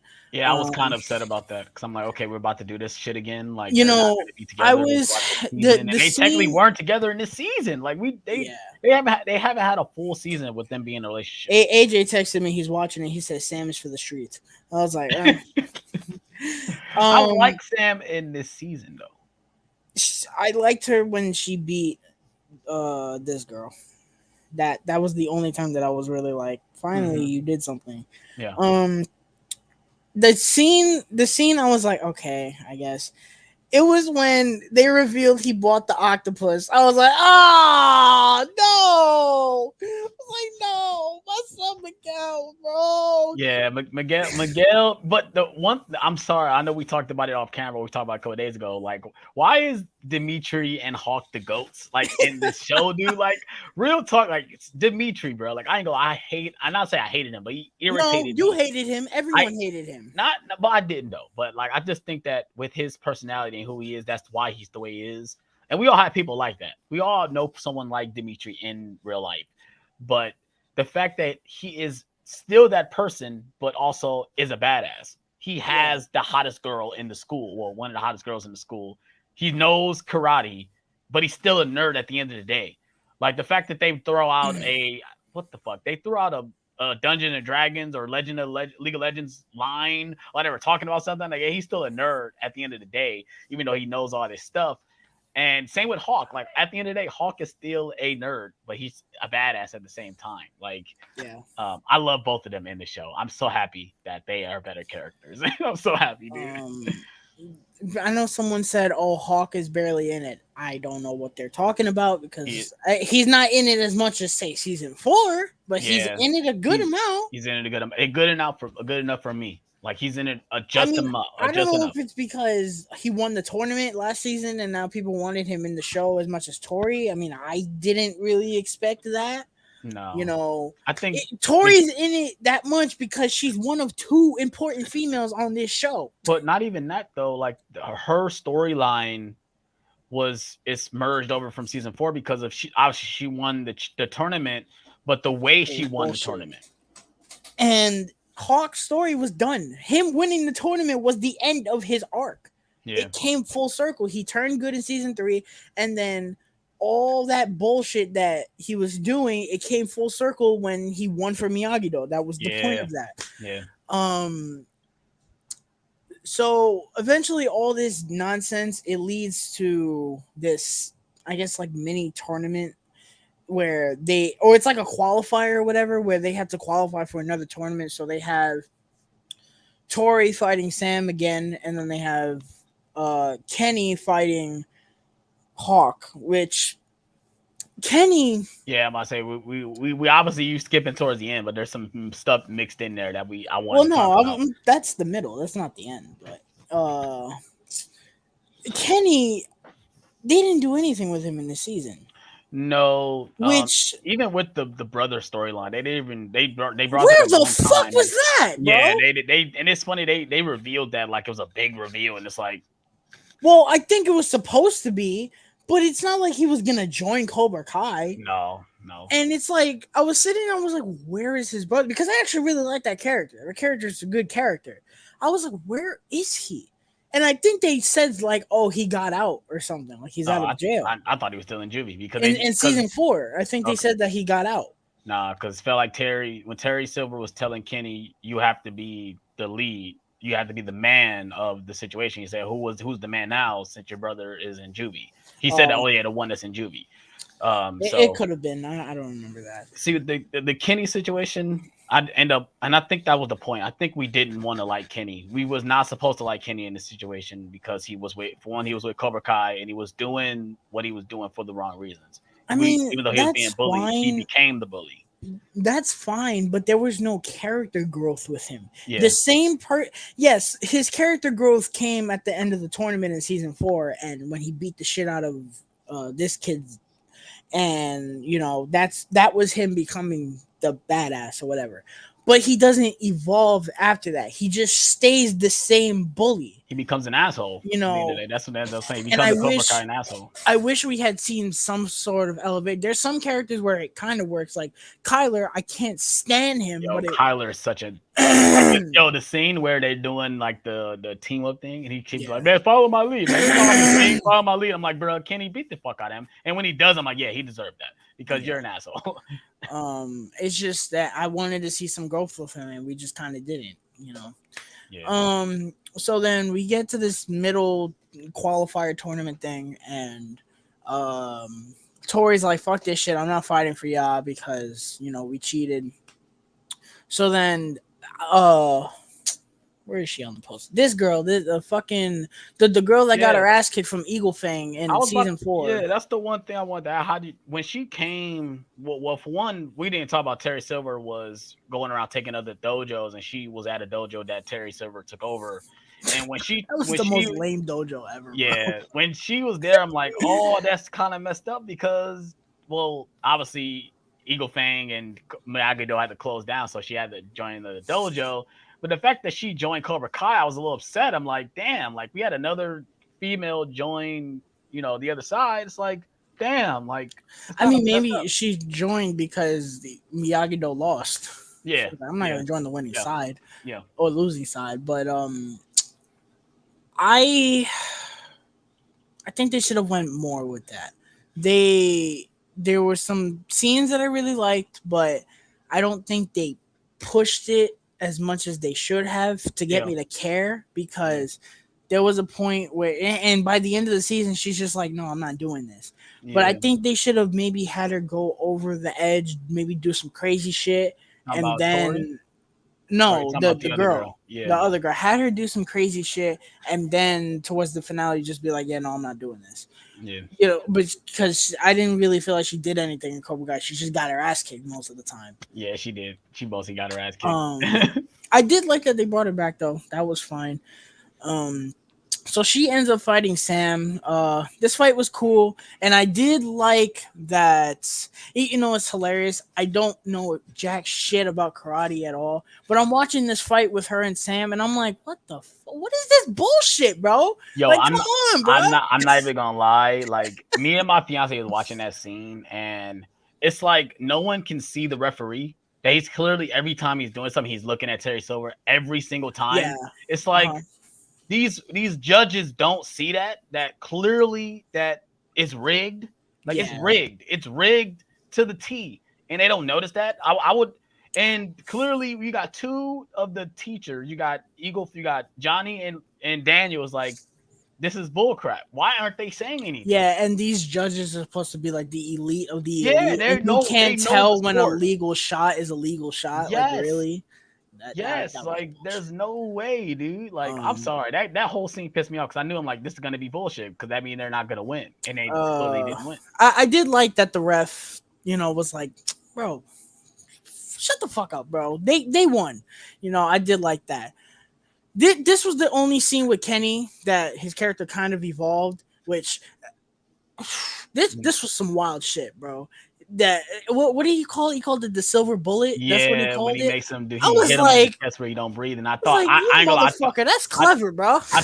I thought they were gonna. I was kind of at that moment. I thought they weren't gonna give him the point because he made him like not able to fight. Like Nah, that was a legal hit though.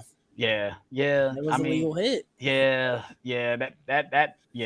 That I kind of got upset. I'm like, yeah. So Hawk is not gonna win. I was Clearly, he like, wasn't gonna win damn. because Hawk was talking shit to Kenny throughout the entire season. So when they was finally gonna come head to head, I think it was an opportunity for Kenny to put him down in his ass. So, I but was yeah, like, oh man.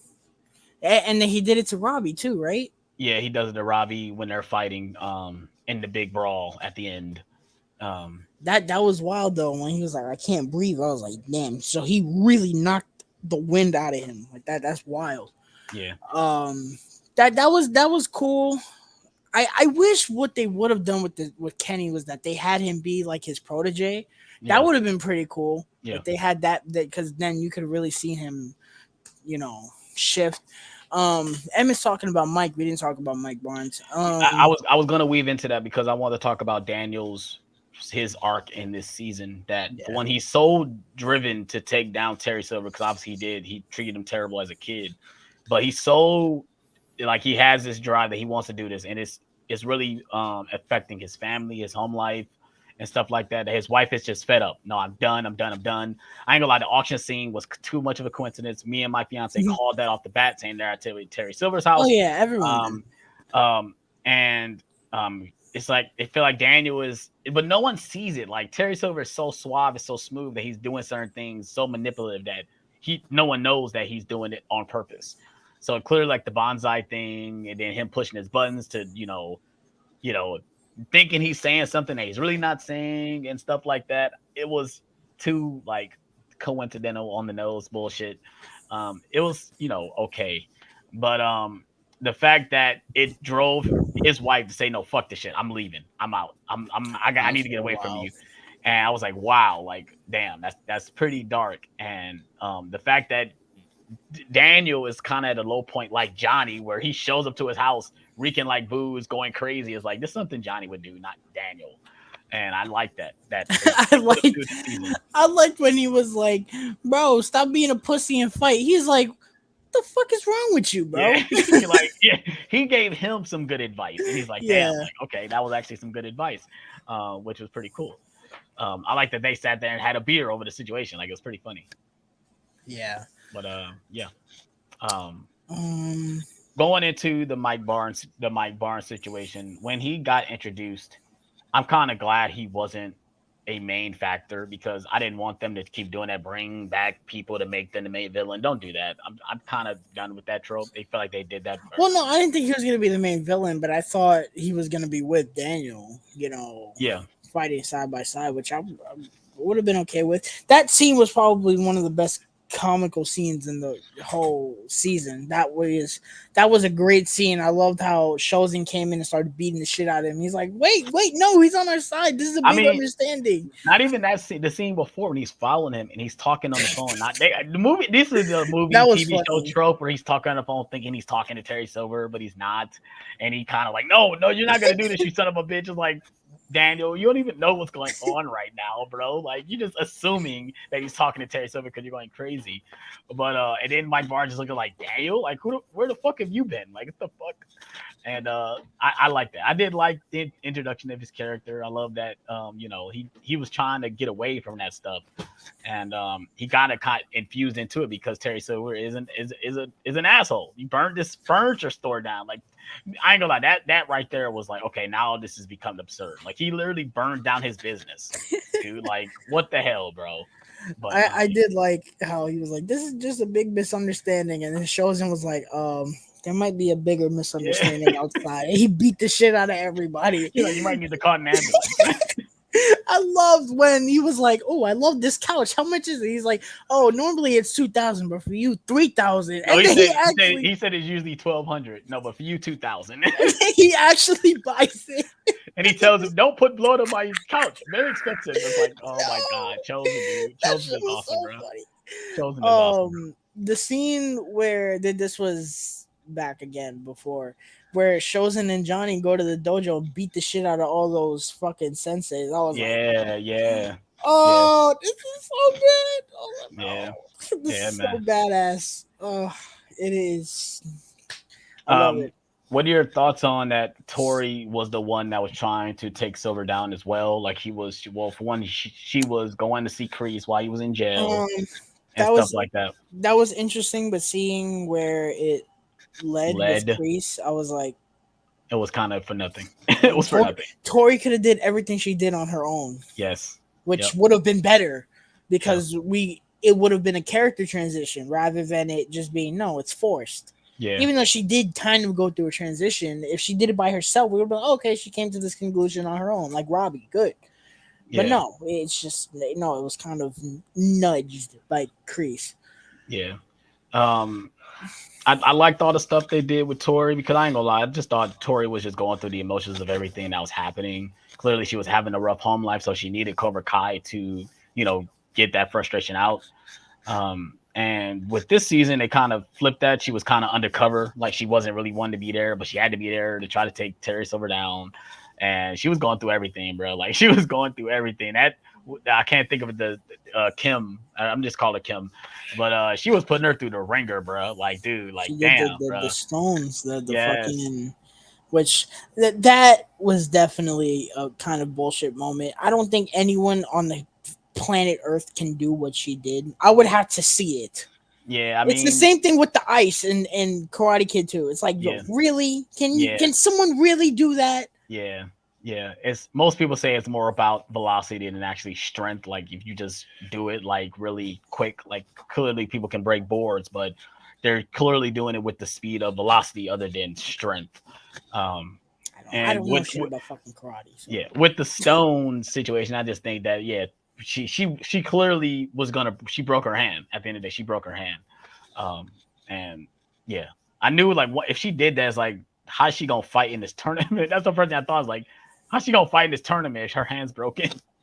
But clearly she wasn't because they picked the other girl to do it. But yeah, I like most of, like I said, at the end, I like the stuff they did with Tori.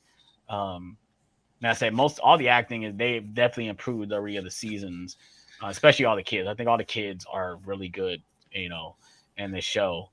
Definitely improved over the last couple seasons. So yeah, I'm trying to think of we didn't talk about Shozen when he was training them with the eggs. That was yes, great. yo. Oh my god, yo. When they realized like, okay, we have to work. Like they didn't realize they had to work. Yo, oh no, we'll talk about it against this finale because when that happened, I was like, let's fucking go. Awesome. Yes. So when the egg situation, the Chosen is so crazy at the same time, bro. Because he's like literally like using sharp weapons against him. So the scene where Dimitri came up with this thing, like I got this like thing to protect the egg, and he's like, oh, there's no way he can do it. The Chosen just like throws a knife. You see Miguel and Hawk take flight. I was like, oh my god, that's hilarious. Yo, that felt like a real reaction. That felt like that was a one take because clearly they had eggs. I don't know how many eggs they had to use, but it felt like most of these scenes were one take because that felt like that was one take, and Miguel and the actor was like, "Holy shit, let's get out of here." Sam had the smartest solution. She was like, I'm gonna put it in my bag and haul ass. I don't know how Shozen got that fucking egg. They never showed that. I guess he's just that good. He's a ninja. Yeah, I guess he's just that good. So I guess there's really nothing to talk about. I guess we just fast forward to the second to last episode. No, we didn't talk about Stingray. Stingray coming back, man. I love him too. Like we got another scene with him kicking ass at the finale, which we'll talk about when we get there.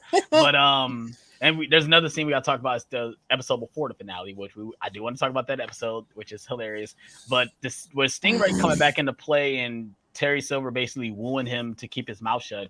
I thought that was interesting because Sting, that shows the Stinger at the end of the day is a coward, and he just wanted to be accepted with a Yeah. group of people because he's been this type of person his whole life, and the fact that he found something he's good at, because he's really good at karate. Clearly, um, obviously everyone's underage. He's like the oldest one there, and he's kind of out of his element because he's by himself. You know, even though Terry Silver gave him the nice car, he got a nice apartment and stuff like that. It's just at the end of the day, he's still alone in this prison. He's a prisoner, and you know, the fact that they tried to, you know, when Daniel comes to his house and, you know, try to get him to do it. We got to talk about that scene where he goes back to his house and Terry Silver literally beats the shit out of Daniel. Like, oh my God, like, dude, like, That was wild. that was wild, man. I'm like, damn, dude. And then that was the fact that, like, it kind of, the one thing I like the wife more in this season than I've had in the other seasons. She was accepting, like, okay, we gotta take this guy down. Like, my husband is in the bed fucked up. We gotta take down Terry Silver. I did like that dynamic between, you know, his wife and everything. So yeah, I did like the aspect that, you know, even the kids try to go and talk to him, say, you know, you gotta tell us what's going on, you know, blah blah. And yeah. So yeah, you ready? I want to talk. We have to talk about this episode, man. The episode before the finale, where they all going out clubbing or whatever. Well, for one, the kids are having a party at the apartment complex, and to me, I just thought he'd go more high school bullshit because Sam found the necklace, and we've obviously had scenarios in between the season that we kind of knew Miguel and Sam were going to get back together, but they kept kind of like, you know, kind of disregarding it. They had the pool scene, which we didn't talk about it because not that much to talk about. You know, basically it was Cobra Kai and against, you know, not Cobra Kai. Which the one thing I don't like is that they kind of over dramatic these dojo shit, bro. Like at the end of the day, they're gangs. At the end of the day, it's like either you're Cobra Kai or you die. Like, and to me, it's like they kind of go overboard. Like that's why I'm like, and maybe that's just the point of the show, that they want to do that. It's kind of like a cult. Like that's what it feels like. And like it's just like, bro, like the kids, like, yo, we had a right to this park like everyone else. Why are we negating not going on the side? Like, what the fuck? And it's like, yeah, you're right. Like, who cares, dude? Like, that's all I kept saying. I love that Robbie is the one that's like, bro, who gives a fuck? Like, at the end of the day, like, we all can kick ass. Like, at the end of it doesn't matter. But we also have a couple scenes with Miguel and Sam, you know, talking to each other, trying to figure out what they're gonna do. I ain't gonna lie, the scene where, like I said, they're at the party and Sam shows up with the necklace and then Miguel is kissing her. I'm like, oh my God, we're doing the high school bullshit, man. And I'm like, oh, hey, yeah, I didn't like that. But I did like that they didn't last long and it went into Sam finding out what happened with Tori, which yeah, I don't understand why Sam got so mad about that. It's like, you do understand who the fucking head of her dojo is, right? Terry Silver, yeah. Like, what is wrong with you? Yeah. Maybe Sam is to the streets, bro. Like, god damn, bro. The reason why Sam is upset is because she let it go this long. Like, that she been fighting these demons about losing and being not afraid of Tori, but like, you know, feel like she's not as good as Tori and stuff like that. That's why she feels that way, because she's been struggling with this since what, season 3, like season 2, when that scenario happened where, you know, with all the Miguel stuff. So that's why she's upset. Well, we didn't talk about this, which I do want to talk about. The fact that Johnny is trying to get Miguel and Robbie to be friends. Yeah. Oh, man. And yeah, that's why it hit me, because it's funny, because at the end of that scene, we have Miguel and Robbie stopping both of them from fighting, and they look at each other like, what the hell just happened? Like, oh, I don't know.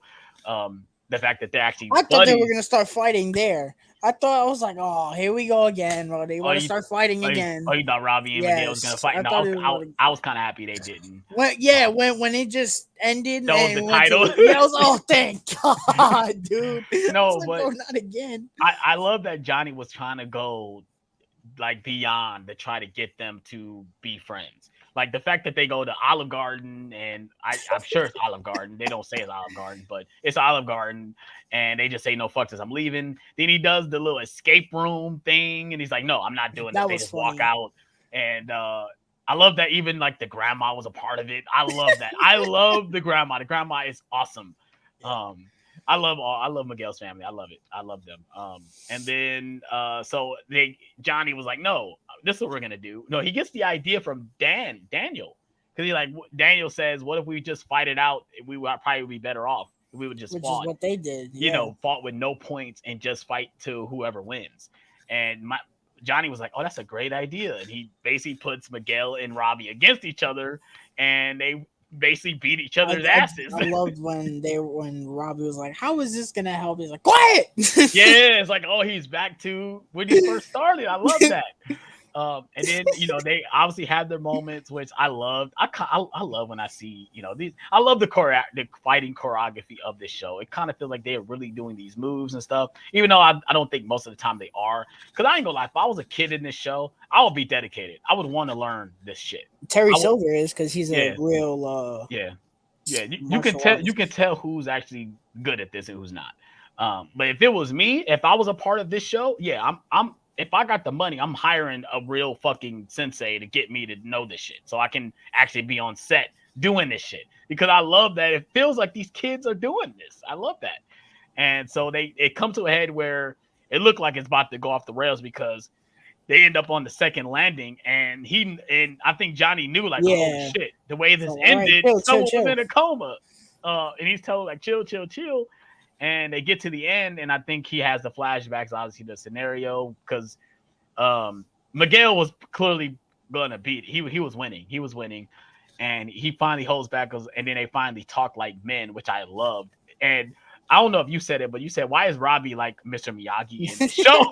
Because he's like giving so much wisdom, like he's like found his center or whatever. He has. And we need to talk about the scene where he's in Mexico and he's eating the peppers, and he does like the Miyagi like calm thing, but it was a trick to eat, like he was eating the gummies instead of the fucking that was great. The pepper, which was hilarious. I love all the stuff with all three of them. Like it makes me want to see a season where they all are friends. Like we got the Johnny and Daniel scenario of them being friends. I want to see that throughout the entire season where Robbie and Miguel are actually two peas in a pod. Like they are actually friends. They flash back to season 2, and I was like, oh, Robbie with his long hair. That's no bueno, bro. Yeah. That shit gotta go. For sure. Robbie looking crisp now. Bro. Yeah, for sure. But and then I love that, like when Johnny reveals, like, oh, if you guys would act like this when a baby comes, and they both, I love their reaction. It feels so real. Like funny. They like, are you guys having a baby? Oh, that's awesome. Yeah, let's go. And I kind of hope that it's gonna end up where they're gonna be one big family. Like I think Johnny is gonna be the adopted father. That's weird though, because it's like. It's not weird. What's weird? No, because Johnny is Robbie's dad, but then he's this kid's dad that's coming, but then he's also going to be the legal father of Miguel too. That's so weird. He's got three different kids from 3 different families. Like it's all right. It's not weird. It's not weird. I mean, is he just he's 2 of them is are biologically his, and he's adopting Miguel. Yeah. So that's all. So he's gonna be just adopting Miguel. Yeah, I guess it didn't click in my head. Yeah, that's what's gonna happen. Which I love. I love that because at the end of the day, Johnny has been the father figure to Miguel since he met him. He's been that guy, and clearly we've seen throughout the whole series that he was kind of using Miguel to be a better father to Robbie. And now that he actually gets the opportunity to be a father to Robbie, because I love the scene where he's talking to his ex-girl. He's like, man, I want Robbie to stay with me because I feel like I need to build my relationship with him. He was really dedicated. And I'm sorry, like, I think even though this is Johnny's show at the end of the day, he is the MVP of this whole series. If he doesn't work as a character, this show does not work. And I love that what they does with him from the first season. Like, I went back and watched the first season and going back to this one, he's the same guy, but he's not the same guy at the same time. And I love that. To me, that's great writing and great storytelling. We didn't talk about him being an Uber driver. Bruh. Oh my God, dude. Oh my God, bruh. The fact that he does not give a fuck about anybody but himself is hilarious.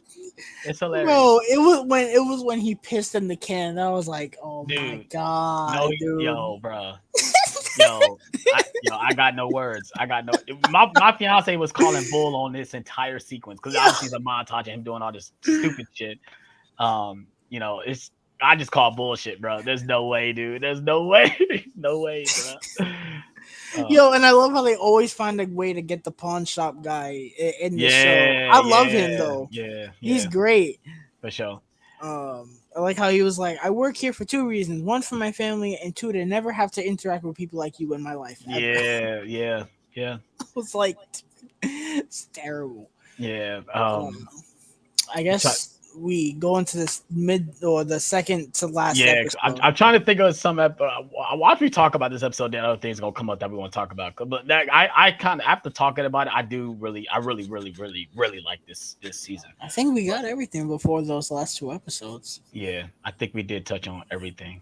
All right, so let's go ahead and get into the second to last episode where everyone is having a good time. I love that we get to have these moments with Johnny, Daniel, his wife, and Carmen being. I like that they're doing this. They did this in season 3, and they did it with this season 2. They didn't do it with season 4 because of the tournament, but they had an episode like this in season 3 where everything was just so wholesome and they were all together and everything before everything just went fucking ape shit crazy. That was in season 3, it was the house fight mixed in with them going to the dinner. The dinner, right? Yeah. But I'm talking about the episode before that. They were still going to the dinner, right? Like all of that was happening, right? And then in this season we got it that they all went to a party to celebrate Carmen having the kid, and that was so great, man. I mean, I love that they even brought in his cousin and the other. That shit was hilarious. You're like, are you dating my sister? What the fuck? Like, that was hilarious, dude. I thought everything was gonna stop, and they were like, "Well, that's typical Louis and shit." And I was like, "Yeah." Yeah, and then they revealed that Chosen liked Chemical. I was like, the whole time. That's why he was acting that way. In part 2, he was upset because Daniel got in the way of his girl. Kind of like Johnny. He's just like Johnny at the end of the day. And I was like, oh damn, man. That's why I thought when we get to the finale, I thought something was gonna happen that thankfully didn't. Yeah. We'll get to that. That was nice. Then we got probably the best scene in the season that was not karate. It's of them singing "Eye of the Tiger" in a limo. Not even that. We got the dance sequence when they're in the club. Chosen is just getting it in. Like, you got all them dancing together. I love this. I love that they get to be together. Like, it's no more rivalry. I love this. And this is what I wanted from when they kind of teased it in season 4 when they were actually about to. Yeah, I'm like, damn, this is what I wanted throughout that entire season. And they gave it to us in this season. Even though Daniel and Johnny weren't really together in this season, but we had moments where they were together. And the fact that they get to spend it with their significant others, and Johnny is about to have a baby, like, this is all great. I love all this, man. Yeah, I loved that. The Eye of the Tiger sequence, though, bro. I ain't gonna lie to you, I was singing with they asses. Oh, hell yeah. I was singing with they asses. Bro, it shows in that scene, though. My man's just like a little kid in that limo, bro. My man's just jumping up and down, chilling, screaming. Oh my God, I loved it. This scene, I was worried for a quick second. I swear to God, when they said, "Oh, something's wrong," I said, "I swear to God, if Terry Silver is the limo driver." Bro, and it's funny because I was gonna say, like, I was like, he going this hard, bro. Yo, like, dude, for sure. I was like, bro, there's no way, bro. If they do this is a cartoon, bro. Yeah, and not even that. It's like, okay, why would Terry Silver want to go this crazy to hire a goon to steal the limo? Like, bro. No, I thought Terry Silver was in the limo. No, that's what I thought. Either he was driving or he hired a goon to steal the limo. I'm like, bro, I thought he was gonna be in the limo. He was gonna roll down the window and he was gonna say some stupid shit, and they'd be like, "Oh my God," some stupid shit would happen. Thankfully, that didn't happen. What happened was actually way better. Yeah, I love that Mike Barnes stole the limo, bro. Like, that was pretty hilarious. That was a nice, because I think most people were like, "Where the fuck is Mike?" Like, yeah. Especially after his furniture store burned down. I was like, damn, like, you at that point you confront Daniel Russo right in that moment. Like, you don't just wait. So I did like that that came full circle. And then I liked how, oh yeah, we didn't talk about this. This was very minor, but I fucking loved it for a specific reason. So they go to the bar and Johnny doesn't know what to drink. So he sees the thing of White The Claw. White Claw. And I laughed so hard because he said it sounds badass. yeah, he says, let me get one of those. It sounds badass. He drinks it and he spits it out. And I laughed so hard, not because of what happened, but because I did the same thing when I tried it for the first time. It's not good, bro. No, it's not. It's terrible. And I was It's like, seltzer. that It's is seltzer so water. It's like seltzer water fucking mixed in with alcohol. I was like, that is so fucking funny that happened. I was like, ugh, good. Somebody else knows it. That is terrible.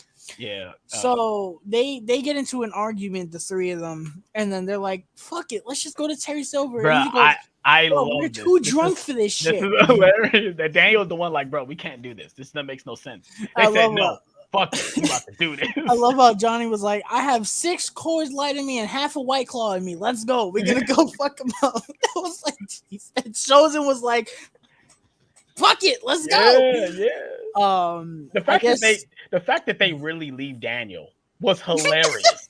They literally left him, and he's like, they literally left me in the middle of nowhere. Like, they was really serious. I thought they were gonna I'm not even gonna lie to you, I did not believe that they were gonna go to this house. I thought it was gonna be just a gimmick, like, okay, we're funny, let's go back home. Because clearly they left their significant other saying, okay, we're gonna be safe. Now they go into Terry Silver House, clearly they're not gonna be safe. And I thought it was just going to be one of those moments where let's just do it as a fun gag that we're going to talk about going to beat his ass at his house, and they don't do it. Because clearly we just had the episode prior where they got into the tournament. So that's why I thought how the season was going to end. I thought the season was going to end with the epic tournament. Well, hopefully we get that next season because I want to see this shit. This shit sounds awesome. Maybe we might fucking get, I know it's a stretch, but maybe we might get Jada Smith in this shit. Fuck it. That's where he's been this entire season. He been over here fighting his ass off. They could do it. Is an international tournament. They could do that. Yeah. Shit, bring back Jackie Chan. Shit, what the fuck? They Go ahead and do that, bro. That would be fucking awesome. This show has not been greenlit for another season after season 6. Yeah, I'm surprised. I'm surprised if they say that season 6 is the last season, I could see them doing something like that. I mean, bring him. I mean, Will Smith is the executive producer. That's the one thing that keeps blowing me is that he's the executive producer of this show. His name pops up every single time, like, oh, look, Will Smith is a part of this. But it's like, man, Jaden, what you doing? You ain't doing nothing, bro. You I know you love, you care about the earth, you care about your water product, but bro, just come on and do one season of Cobra Kai. Do it for us, man. I would love it. I would. Yeah. So I thought I didn't think they were gonna go to this house. Clearly, I was wrong. They went to this nigga house, pulled up, like Fast and Furious with a limo. The fact that they burst through his gate in a limo when she looked at the cameras like, oh, we got visitor. You see the limos just through. I was losing like these niggas really pulled up, bro. And then not even that, when I'm not even gonna lie, when Daniel was calling his wife and a car pulled up, she like, it's Cobra Kai. I'm like, yeah, niggas pulling up to her house. Yeah, what I thought, I don't know why. I don't know why this came into my head. I thought she was about to start kicking ass, and they were gonna reveal like, oh yeah, she knows how to fight. Miyagi-Do. I don't know why that thought came into my head, but then when they showed the car, I was like, oh, okay, so it wasn't Cobra Kai. Yeah, it was Stingray. Yeah. Oh, well, it just hit my mind. I was about to say something. Damn, I was about to say something that I want to talk about real quick. Fuck it. Let's go ahead and move on. So yeah. Shit, I was thinking about something. I think it was something with the wife too. I know. They revealed that her friend or whatever is Daniel's girlfriend from 3. Yeah. Which I had no idea who she was. I was like, who the fuck is this? Yeah. I talked about that earlier, and I was confused too when they reveal her like it's a big reveal. Yeah. And I'm like, okay, we're gonna know who she is later because it's this show. They gotta tell us who these characters are, just in case you haven't seen the movies. And when they talk about she's the girl that was with Daniel and Karate Kid 3, I'm like, oh. And then she says, I hooked you up with Daniel. I'm like, oh, that makes sense now. Okay, yeah, that's nice. I ain't gonna lie. The scene where they in the bar and the girls pinned her down, and then Yeah. Sam kind of did the Robbie thing where Yeah. she just comes out and kicked the girl out of nowhere. I'm like, Sam, beat their ass. I was high. I'm like, Sam about to kick some ass right now for her mom. I said, let's go, but they clearly See, don't. in that scene too, when they were picking on her, I was like, is she about to start whipping some ass, bro? Like, I'm not even gonna lie. If she started busting some moves, I would have lost my mind. oh yeah, for sure. I would have been going, let's go. Yeah. Because I kind of feel like if season 6 happened, come on and do it, bro. Just go ahead. You already got the son into it. You might as well bring the wife into it too, bro. Nah, bro. Like, Mrs. LaRusso is a yoga type of woman, bro. Yeah, but she can use that to her advantage, though. I guess. Like, come on, bro. But yeah, we going off the. I was thinking about something. Fuck. Let's just move on. I can't think about what I was thinking about. So I do like when they break into his house that Terry Silver is like, you're coming after me for what I've done. Meanwhile, you just committed fucking treason, you idiots. Yeah. So I could not land a single hand on you and you'd still be in trouble for it because you just broke into my house. Yeah. I liked that. It's bullshit considering what we've seen for 5 seasons. That's why I call it bullshit too, because at the end of the day, none of these characters have consequences because all the shit you've done, you burned down a guy's fucking business and you're not in jail. So that's fucking insignificant. But yo, I love that. We didn't even talk about we did talk about that where Johnny, well, they didn't even fight, but they were fighting. Johnny and we got earlier where Johnny and Chosen were fighting together, which I love that. But then obviously we get this scene where Johnny and Daniel and even Mike Barnes, even though he gets his ass beat and get knocked out throughout the entire fight, which I was upset about because I kind of love my man's as big as fuck and he's getting knocked out and shit. I'm like, bro, you suck, bro. Because just think about it, we'll have all 3 like villains from all 3 series that were in each movie fighting together. That would be awesome. But we didn't get that clearly. And Johnny started beating ass. Chosen started beating ass. He goes after Terry Silver, and they start bringing for him, bro. Yeah, he's like, bro, get out of my. I think he threw those guys to the side too. He's like, bro, get out of my way, bro. I don't want you, bro. Well, I mean, Johnny was doing. He said, go ahead. He said he got this. Go ahead too. And they start fighting, and it's awesome. It's kind of at this point like this is, you might as well call this Crouch Tiger Hidden Dragon at this point because they bring out some sharp objects to start fighting. He pulled out the sai. I said, oh shit. The fact that he says like I'm not afraid to kill, and then Terry says I'm not afraid to die. I'm like, oh, someone is dying in this scene. That's my first thing. I said someone is dying. Yeah, I was like, so when they start fighting, blah blah blah, and they start going to their antics, Chosen gets him on the ground, and he gets distracted. Well, clearly he's already been getting sliced throughout this fight, and I'm not even gonna lie. When he got that first slice, I said Chosen is out for the count in this show. He's done. And then, like I say, he gets Terry on the ground, and he gets distracted by, I think Johnny makes a sound like he's getting his ass beat or something like that, and he gives Chosen a slice to the back, and when he lands on his back, you see all the blood in the water. I'm like, oh, he's dead. And I was like, damn, this show got balls, bro. That's what I was about to say. How this episode ended with Kreese getting stabbed. That surprised me, but we'll talk about that when we get to the end of the show. Well, no, we can't talk about it now because it happens earlier in the episode. That's how this episode started. When that happened, I said, what the actual fuck? I said, what? I was like, there's no way. There's no way. And then that's the one thing we didn't talk about Kreese throughout this show. Well, he doesn't do anything. Well, he has a lot of inner stuff going on because when he's talking to his therapist, I did like that scene where he's talking to his different who's he dealt with throughout the whole show. Even the de-aged Johnny, I'm like, oh wow, they actually doing de-aging shit. Are they CGI younger Johnny? That was pretty cool. I thought that was a pretty good part of the therapist stuff with him is fine. That's fine. It's just when they kept making a big deal about the Jello, I was like, and then they the Jello touched him, I was like, it's Jello. Yeah. When they teased that he was gonna die like that, I was like, there's no way. Yeah. We'll talk about that when we get there, but I was like, that's really stupid. So then the stuff with the kids is that they're like, oh, we're gonna leak footage of Cobra Kai doing shady shit, and I guess they were trying to reveal that Terry beat the shit out of Stingray, Yeah. but then that was gone. So then Tori was like, "Oh, I'll reveal the footage of when, he He admits admitted to." that cheating at the All Valley. Which I guess these cameras must have amazing audio because like the camera is like way up here and they're like all the way over there. I'm like, yeah, damn, bro. That microphone, that camera is legit. That's a legit microphone. I mean, on that seeing camera. that dojo, I wouldn't be surprised because Right. that dojo was fucking wild.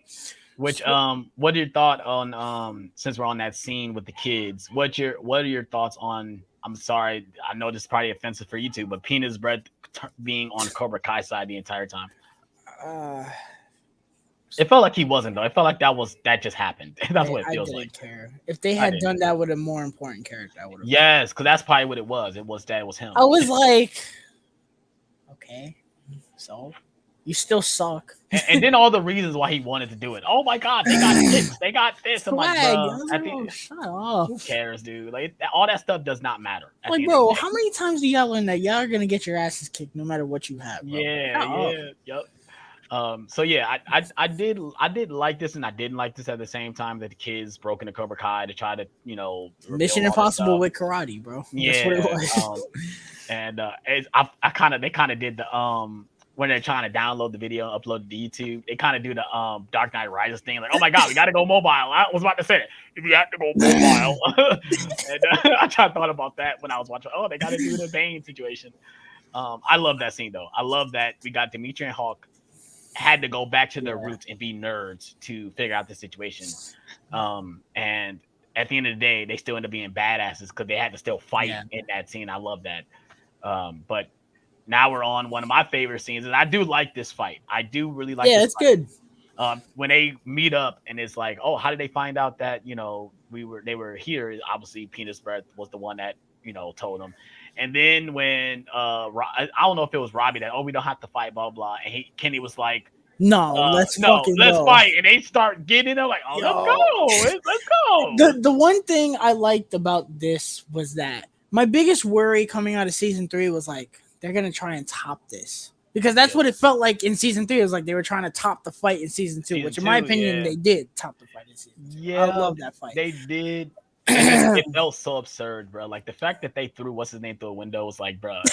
And the fact that he got tricked by a fucking cat, it's hilarious. But it's a little like crazy, dude. I like that this fight didn't really try to top any of those fights. It kind of felt like the school fight on a low level. It was just they were there and they were fighting and they didn't do anything really crazy. I really like that. This fight was fucking awesome. It was awesome.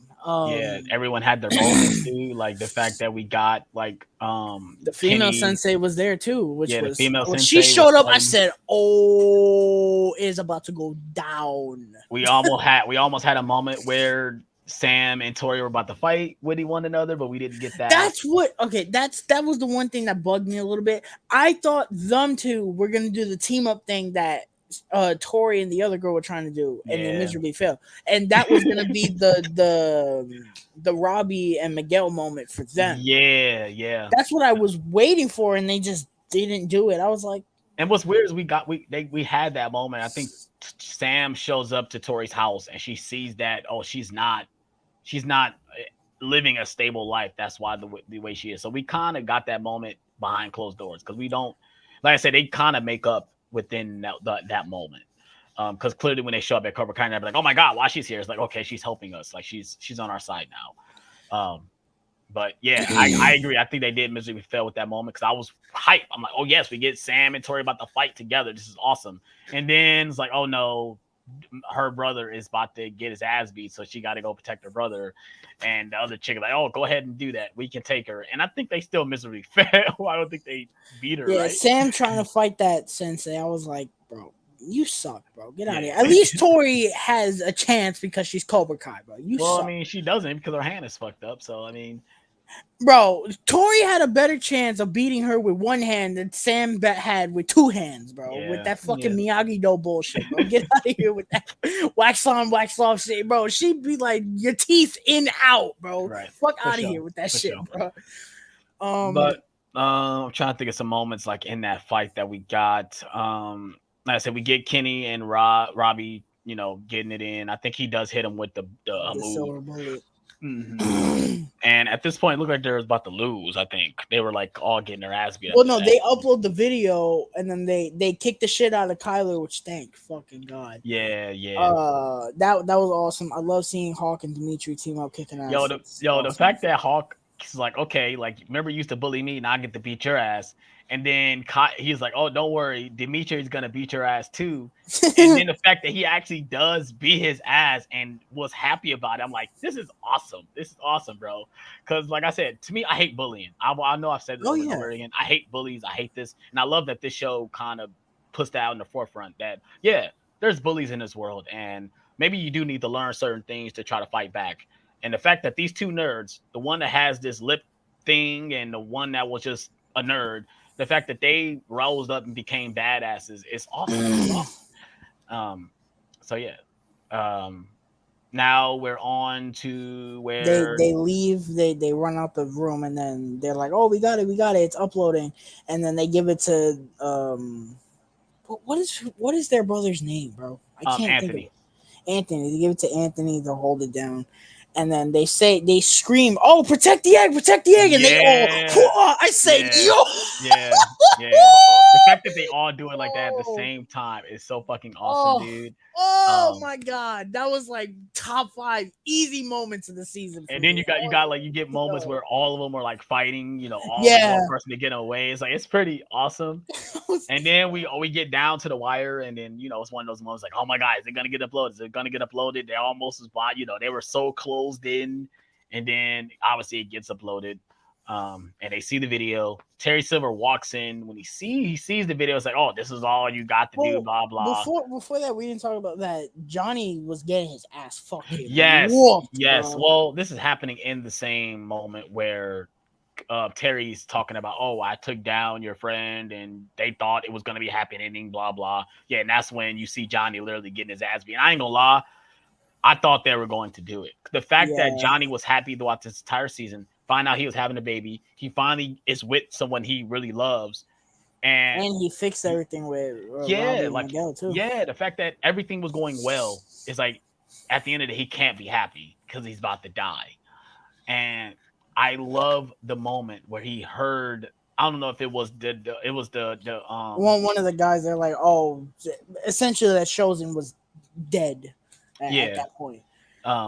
No, but when Johnny, I don't know if this happens afterwards, but Johnny has the moment where he thinks about his family. He thinks about everyone that he cares about, who he has to fight for, and he becomes the fucking Hawk and just takes out all these niggas, bruh. Oh my God, he becomes straight rage mode. The fact that one of the guys pick up a samurai sword and cuts his own guy's fingers off. That was awesome. Oh my God. Like, this show is doing this, bro. That was great. I didn't think they was gonna go that far. I'm like, oh my God, like, dude, like, if I ain't gonna lie, if this was not the show, his whole hand would have been off. I know it. If this show was TNMA, that boy would have been cut off, bro. This season in general, I think, has a higher rating than the most because there's like 5 F-bombs between episode 1 and fucking Daniel had one. He said, he's like, oh, like. He says something with an F-bomb. I said, "Oh!" It's like, damn, Daniel, you kiss your mother with that mouth shit. I was like, Daniel, Russo shit. Yeah, so we get the moment where he's raging out, and then we think he obviously has a moment where he's down to the dumps, and then here come Mike Barnes come out of nowhere to take the other guy out, and it's like, okay, you've been out this whole entire time. What the heck? And that's when they would say where's Chosen, and we don't see any of them from this point on. Going back to the place, we didn't talk about. Daniel shows up with Stingray and his wife. And then he was like, "Oh, I'm not gonna fight kids." And Stingray's like, "I'll fight kids." And he just start beating it. And they did not expect him to go down like he did. Did you see the other guy's reaction when he takes down the first guy? It's hilarious. Like they like, "Oh my God, this nigga's a badass." And I love it. It's awesome. I'm just upset he got my favorite car. Fuck you, Stingray. But yeah, so they get into, like I said, they upload the video. Terry Silver walks in talking all this shit, talking about, oh, blah blah. And I love this finale. This is why we're gonna talk about this when this was at the end of the show. But well, I'm gonna just say it now. This is where the series should have ended. I don't think we should get another season. Yes, it should have. I think this is it. Even though it's not, this is where it should end because we got the finale where Daniel was the final fight, but against Terry Silver, and he uses everything he learned from Terry Silver to fight against him, and it's fucking awesome. It is awesome, and I love we get not just Terry Silver now, we get the Karate Kid Part 3 Terry Silver telling him everything he needs to do to him. And the fact that, like, I don't know who said it, but Goose said it, the fucking crane kick returns, bruh. And it's fucking still badass, and it like it was in 1984. Man, when he was doing his thing, I was like, let's go. When he said, I said no, bro. Oh, when he crane kicked him through that fucking window, I lost it. I was like, yes, sir. Like, bro, he is the Karate Kid, bro. Yes, let's sir. go. Oh. Yes. That was easily the best moment of the whole season. That's like top 5 of the show, easily, bro. For sure. That's top 5 moments of the entire series. The fact that he got to do it against the person that tormented him throughout the entire part 3. And they played the music too, bro. Yeah. Oh my god, man, it's so good. So So clearly he's been beaten. Terry Silver been beaten. And this is why I agree. The show should end because all the kids at Cobra Kai was not standing behind him. I mean, even when he was giving out the speech, they was like doubting what he was saying because it was like, if you can go this lengths to win, but we want to do it the right way, not the cheat way. Like, because if you're cheating us, your philosophies are null and void. So clearly, they all just say fuck it, take off their stuff. And I ain't gonna lie, they was throwing the stuff at him. I thought somebody was gonna throw one on his face. I'm like, throw it on his face. He deserves that, and they don't do it. But and then clearly that's the way it ends. Everyone has their happy ending. I ain't gonna lie, when Johnny shows up. And he's like, they like, you should go to the hospital. He's like, no, I want to see you first before I go to the hospital. And I'm like, damn, Johnny, bro, it's the real one, dude. He's the real one. Then shows up, which surprised me. And then he's like, you need to go to the hospital. He's like, it's okay. There's just flesh off my back. It's a flesh wound. Like, and then he's like, you need that, bro. Yeah. I was like, no. I was like, that Chosen. Yeah, I love that. I love you, bro. And clearly we got, I think, Robbie and Tori made up, which I seen all this happening. They made up, and then Sam and Miguel finally tell each other that they fucking love each other, which they should have did a long time ago. Goddamn. And my only problem with this whole scene is that it ends like a typical 80s movie. Like, it feels like this is Die Hard ending. This is the Die Hard ending. At the end of the day, the cops show up, and that's it. I kind of wish we would have got one more episode to kind of evaluate what the characters were going through after the situation. Clearly that's not how we go, because we get the next scene where they talk about, you don't know what happened to John Kreese? He gets rolled into the fucking hospital and wakes up, and he does like a fucking horror movie villain and fucking kills all the people in there, even though he doesn't. He just beats them up and fucking breaks out of the hospital. And I don't understand how he did like the thing where he puts his head down and the guards don't even recognize him. It's like, come on, son, this is so fucking over the top. And that's the way the season ends. I would go on a limb and say this was probably the worst scene in the entire show. Yes. And that this is probably the only bad scene in this whole show. And this was it. I was like, this what? Emmett, this scene alone made Kreese the least villain of this show.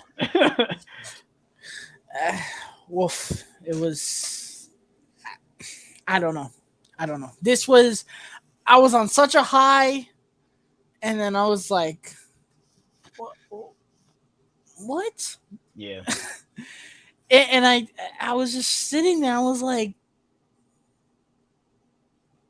okay, so Alex brought up earlier that, we still have this international tournament happening, which I didn't think about that. that is something we could go into it next season. The other Hmm. thing that we can go into is the female sensei is still looming. What they do with that, I don't know, because I don't think Cobra Kai is a thing anymore Well, because the it's only reason why I say exposed. I think Cobra Kai is still a thing because I don't know if they confirmed that she has percentage of the dojos. Because remember when she got introduced, Yeah. she didn't care about none of that stuff. But I mean, I think now that he go Terry Silver, I don't think he's gonna stay in jail. I think he gets out too. That's the thing too. That Terry Silver didn't die, so he can come back. But I think having Terry Silver come back again, like, do you really want to have him back again for another season? And then they've had Kreese all this time, so I mean, I think you can see him coming back. You can see Terry Silver coming back with that other with Kim as well.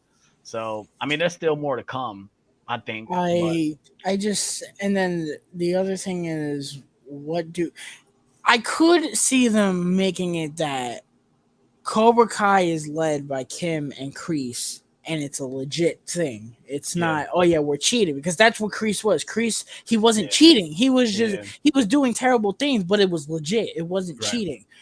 I could see them doing it that they do that. But now the thing is like, where do we go with him and Silver? Because he knows that Yeah, Silver screwed him. yeah. That's the thing too, as well, is that um it made me go back to think that when she asked where his partner at, she had a look like, oh, like she was kind of disappointed that Kreese wasn't here. So I do kind of agree that maybe she will team up with Kreese. My only problem is Kreese broke out of jail, so it's like, unless he gonna fake his death again, which they've done that too many times already. So it's like him I faking his death is like, but that's what I'm saying. Unless they go overseas, if they go overseas, if they make this international, it doesn't matter because they have no jurisdiction over there. You know, so I I mean, don't know we'll see. where we go going into season 6, but this is now this will take over this season as being the least excited I go into another season, Well, I mean, unless we see a trailer and then we're like, oh shit, okay, that's what we're doing. if they go in the direction of the international tournament, I don't feel like they introduce that and they don't go forward with it. I don't feel like they don't just abandon that.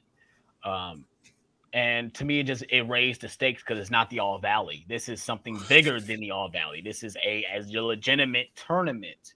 I see Miguel Um, winning that yeah, and that would be awesome. That would be a way to because he end the didn't get show. his That win would in be an 4. awesome. Yeah, that would be an awesome way to end the series. That Miguel fights to the death at this tournament and he wins. That would be awesome. The females, they'll probably have Sam win because again she didn't really win anything either. Yeah, even this fight, she didn't get to fight Tori, so she technically really didn't win. She fought the other girl, so she still don't have that. You know, she didn't really fight that battle that she's still trying to This overcome. is this is my pitch for season 6. If they don't do anything else, this is my pitch. Have the tournament, have Cobra Kai still be a thing, have Kim and Kreese be together doing Cobra Kai, and you have, it is a little bit redundant of having the two dojos, still being a thing, but going head to head into the tournament. But you know what? Play it safe and make it good rather than doing something ridiculous and Yeah, fucking up, because that's what I feel like it's gonna be. It's gonna be ridiculous, and we're like, what the yeah, fuck are we doing? Have yeah, it be that you have the two dojos, they're training their asses off. Have the season be shorter because that's the only thing you have going into the season other than yeah, Johnny having his kid. Have it be shorter. End the show with Miguel and Sam winning. They're gonna be the power couple or whatever. Have them win the tournament. Okay, maybe yeah. not have Sam win because I don't think Sam has what it takes to be fucking international karate I people. mean, I can see it. I mean, Miguel, yes, and I Robbie, yes. I Sam, mean, come on, bro. we'll have to see what they do with her because I think she has potential. I just think they haven't given her enough to do. They put her in these scenarios that makes her so weak. Like clearly, the last couple seasons, she was traumatized so much where she was having panic attacks. Even going into season 4, she was so still in that panic and she was so scared to fight Tori. When she fought Tori, she ended up getting cheated for it. So I think she has potential to be a badass. I just think that the way they had her character structured, she just hasn't had those moments to do it. She But got to I embrace mean, that ego thing, bro. yeah, but it's like, yeah, I agree. And also, she's Daniel LaRusso's kid. It's like, come on, bro. Like, you have it in you. Like, Daniel was this nobody that became two-time All Valley champion. Like, come on. And so yeah, I think it's potential. I agree with everything you said. I would love that direction. Let's say if they have to make the season shorter, go a Game of Thrones approach where they make it shorter but give us good stories. Because you got to have drama, and that's the one thing I don't want. Don't give me no more relationship drama. Have the couples be together. Stop giving me this relationship bullshit where they break up. They don't know what the fuck they want to do. No, we've spent too much time with that. Let them be together. Let them actually sort their scenarios together because the problem is none of these kids have communication. That's the problem. But we're teenagers. Teenagers don't know how to communicate yet because they're not adults. But that's the one thing I want. And also with Johnny, like let him be happy. Let him have his baby. If you guys need to do a time jump, do a time jump. So she ain't got to be pregnant in the show. Do all that. I would love that. I would love that. That would be awesome. So yeah. I think they should just have Kim running Cobra Kai by herself. Do what you got to do with Kreese by himself. Mm. I'm okay with that because I would like them to do Kim and Kreese, together as Cobra Kai, but I could really see her just being like, all right, Silver was bullshit. I'm taking control, and it's over now. I could see them doing that, and I'd be perfectly fine with that. Yeah. Because Daniel can't really do nothing because Daniel would just be like, all right, you're just running the dojo. With Terry Silver, it was like, no, he's literally hurting people. You're just running a dojo. Right. So yeah. Overall, where would you rank this season? This season is my second from the bottom, but the gap between 3 and 5 is ginormous. Yeah, I think you're probably around the money. It's just that season 2, man. Season 2, bro. I love That's season still my 2. favorite season. Season 2. I think someone said it. I think it was Goose. Goose. Yeah, it was Goose said it. Yeah, season 2 is still my fave. Yeah, I mean, to me, I don't think they haven't topped that school fight. That school fight came out of nowhere, and it was so badass and also tragic at the same time. Because I'm even gonna lie, when I first saw it, I thought they was gonna kill Miguel off. Like I said, this show got balls like that to injure a kid that bad, and I loved it. I loved it. I loved it. The only thing I probably didn't like was the relationship bullshit between Sam, Miguel, and Robbie and Tori. I didn't like that shit, but at the end of the day, they're teenagers. They have to have this bullshit going on. Even my fiance called like, "Oh my god, they're dating each other's others." They basically threw each other's girlfriends, back and forth, back and forth. It's like, but I'm like, I told them like they're kids, man. They're kids and they go to the same high school. Like, what you expect? But yeah, that's probably my only thing I didn't like about this season. But at least of season 2. But it's still my favorite. So it's probably season 2. I love season 1 too, man. Season 1 is such a great like counterpart to the first movie.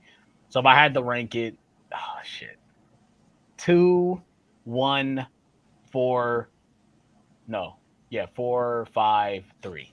That's how I rank it. Yeah, mine would be 3, 5, 3, 5, 1, 3, 5, 1, 4, 2. Yeah. Okay. Because 4, oh man, those last 2 episodes, the All Valley, bro. Oh my god, bro. Yeah, you're talking about the one thing I didn't like about the All Valley is that they did like the tournament thing. I didn't like that, but of course they had to change it up.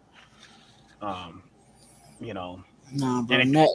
Nothing tops when Hawk finally beats Robbie. That whole just, oh my god, bro. Yeah, I ain't gonna lie. When Robbie, I remember I told you I watched it when Robbie was teaching him Miyagi. I was so pissed. I'm like, this shit is making me so mad. Like, bro, like, are you really went to the dark side and gonna teach him the moves? That pissed me off so much. But yeah, I think let's go ahead and get into our next topic. Like I said, those are our thoughts on Cobra Kai season 5. Let us know what you thought about the show if you guys watched it in the comment section below. Let me know is this your favorite season? What's your least favorite season? Tell me your favorite moments, favorite characters, all that stuff in the comment section below. I'd love to hear your thoughts. But yeah, I'm ready to rewatch it. It made me want to go back and watch the entire series again. So I do love to do that right now. It made me want. I'm not even gonna lie. I might end up buying those DVDs. I'm not even gonna lie. You're I want going them to. physically. I want them physically. Seeing them lined up like that on Basement Blues, I was like, damn, bro. Yeah. Yep. So yeah. Let's go ahead and head into our next topic. Clearly, it's one of our favorite topics, and that's physical media. We're going to go ahead and talk about this real quick, and we're going to head out of here. We're almost 3 hours, almost 3 hours. Let's go ahead and get into this. We're going to start off with Tyler showing off what he picked up within these So, last couple weeks. haven't bought a lot. Well, if you see my YouTube channel, you've known I bought a lot. So I'm not gonna show off everything because I bought like almost 70 titles legitimately. But I'll show off these because they're right here, and it's a hilarious flex. I have pretty much all the paranormal You activity. missing the last one, right? What the fuck is it called? You don't have Dimension. Ghost Dimension, yeah. Yeah, that's the last one. And I don't think Next of Kin is getting a Blu-ray other than that set. Box set. These were pretty much all $4 a piece. I like this one. I like this one. I like this one. This is my favorite one. I have a soft spot for this one. This one's kind of silly. I do kind of like these movies, and I did not know that all of these movies have unrated versions. Which Yeah. I don't know what the difference is, but maybe I'll watch them, and I'll see what the difference is. Getting ready for that spooky season. Yes, sir. I went to Best Buy, got a couple things. This is an upgrade, Quiet Place on 4K. I've been meaning to upgrade this for forever because I have part 2 on 4K, but I don't have the first one on 4K. Finally upgraded it with a slipcover, but it doesn't matter because I have the steelbook for the first one, so I just put the 4K in that. Yes, sir. Then I got this kind of because of Alex and because it had a slipcover. We got VFW. This 4K is always like $7.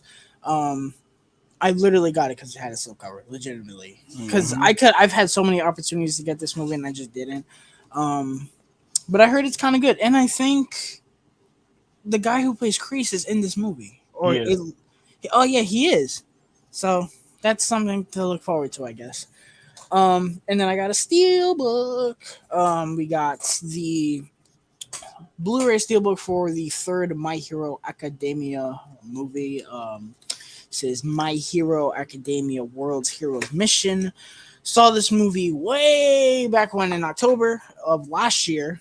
This is the norm with anime releases. There's the front. There's the back. D-Ray, I know you're in here. I hope that the Dragon Ball Steelbook is better than this. I wonder if he's getting a set. Oh, yeah. And then this is the inside. The inside is what I wish the Steelbook was. This is an awesome inside. But yeah, man, My Hero Academia Heroes World Mission. This is my least favorite of the 3 movies. I thought this movie was kind of disappointing. The last 25 minutes saved the whole movie for me, but it's kind of lame. But yeah, that is all I got for physical. Well, all that I want to show. I have like 60. I have 2 videos showing what I've gotten in the past like month or so on my channel. And I did get the Addams Family Steelbook, which I did not pick up, but it's delivered at my dad's house. I just have to go get it. If you guys want to check out he did like 2 live streams showing everything he picked up. He found this store I've been trying to tell him to go for the longest, called Book Off, and he finally went, and he went crazy. So if you guys want to see everything that he picked up, go check out his channel. His link will be in the description below. I'm going to show off just a couple things that I picked up as well. As you guys know, I haven't been Blu-ray hunting that much, but when I went to Chicago, I did find some places that I found a half price books, and I found a Just Replay out there. So I did go to those 2 places. I went to Best Buy, but one of the Best Buys out there was just straight horrible. It was terrible. Did they change it? No, the physical media section was just atrocious. Like their places was in. I could have finessed that store so many times. I can tell you that right now. They had the 6th film, or the 8th film Friday 13th collection. It was in a section that was $13.99. I could have fucking bought it for that price. I could have finessed them, but I said no, I'm not going to do it. But so these are the things that I picked up. First thing I picked up the Spectacular Now, somebody with Miles Teller and Shane Lee Willie. Hopefully I said her name right. I probably did not. Who else is in this? I think Brie Larson is also in this as well. I haven't seen it, but it's an A24 film. And I heard decent things about it, so I picked it up. It was only $3 at half price books. Then I went to this replay, and I found the Disaster Artist with a slip, because every time I see it, it never has a slip. I found it for $9.99 and it's factory sealed. The clerk was actually surprised that it was factory sealed on the floor. I'm guessing it wasn't supposed to be $9.99, so I guess I finessed them as well. So this is one I've been looking to get because of the premise. So yeah, I picked that up. And last thing I picked up is Ghostbusters 2. Well, clearly this isn't the slipcover of Ghostbusters 2. I know Sidos or Cinema is probably not watching this, but he made this custom slipcover for me. Because I guess he eventually knew I was going to buy this movie. And yeah, so I picked up Ghostbusters 2. This is the 4K version. They had it at half price books for like $15 or something like that. I think on Amazon it's like 20 some dollars. So I don't mind buying a used copy of Ghostbusters 2. So now I have all three movies on 4K. I probably would never buy the 2016 on 4K. So yeah, that's everything I picked up. Now regarding buying physical media within this next month, I don't know. I'll see how I feel next week. We got Poltergeist coming out, so I might go buy that. And then obviously next finally we got Thor: Love and Thunder. So expect some Blu-ray Hunt videos to come for those 2 weeks. I know I've been neglecting the Blu-ray Hunt videos. Obviously I've been taking a couple week break. I just haven't been in the mood or have the enthusiasm to make videos. And I don't know if this is something in me, but it's just It's not, because I'm the same way. Nothing. I was plowing through reviews in the summer, and there's no movies coming out. Nothing that I want to talk about because Barbarian was whack. Um, and there's really no movie. I'm hoping this weekend we got the Woman Woman King King. and Yeah. Pearl. I'm hoping that it lights the spark back in me, and I'm like, yo, let's fucking go. I'm back on YouTube reviewing shit. Let's go. I hope. I see the Woman King doing that for you. I I see hope. I see Oscar contention, even though it's still early. I see Oscar contention for that Movie movie. looks so fucking good. So Dude. I mean, I was watching I think on Oprah's network, I was watching this clip they was doing like the behind the scenes talking to her with her, and I mean it looks good. I think it looks good. I try to not watch anything from it. I think I didn't want to see anything from it. I've seen clips and stuff, 30-second spots and stuff, but I try to not watch it because if I do want to go see it, I don't want to know anything about it. The So trailer was pretty brief. It didn't really spoil much. It okay, just said what the gist of the movie is, and right. just So showed fights. yeah, so when it comes to content, like I said, you will see nerd talk, but it won't. We'll probably be doing it kind of like sporadically. It won't be like a weekly thing, like every Sunday. We will most likely do some on Sundays, but you might expect another nerd talk maybe that day. Who knows? We might do like a nerd talk on Friday. If me and Tyler go see a movie Thursday, we want to talk about it Friday. We might fucking come on here and do Hell one yeah. Friday. So, and we've never done that before. I usually like trying to wait over the weekend or at least up till Sunday to do a spoiler review. Man, I might say fuck it and do it Friday. I mean, just be ready for that too. So I hope you guys are ready for this version of Nerd Talk. Let's say I know Smooth J Stu isn't here. He will pop in obviously for the big review. So when Black Panther comes out, you definitely better believe he's gonna be here. Obviously, when we do watch alongs for something he wants to watch, he will be on here. But he's probably going to be, not frequent on Nerd Talk. We still got me, Tyler, and AJ will still be on here to give you guys content as well. So if you guys are ready for that as well. So yeah, we're about to end it here. I'm gonna let Tyler let all the people know. Whoever's still in here, we got 4 people in here, but we'll go ahead and let Tyler tell you guys where they can find him, where you can, talk to him and stuff like that. But What's up, y'all? Y'all know where y'all can find me, man. Mind of a Nerd, YouTube, Instagram stuff. What have I posted today? I posted my review of High School Musical, the musical, the series, season 3. That is currently in the books, and that is on the page right now. Monday, let me look at it. I don't even know what I posted anymore on here. Let's see. Monday, I posted my review for Barbarian. Go check that out. And then on Saturday, I posted my review for Cobra Kai season 5. Go check that out. And then Friday, I posted my review for the Pinocchio remake. Go check that out. In terms of this week, we got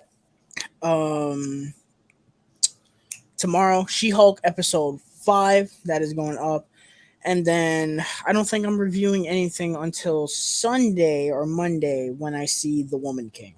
So all that stuff. And then we are nearing the month of October towards 31 days of Halloween.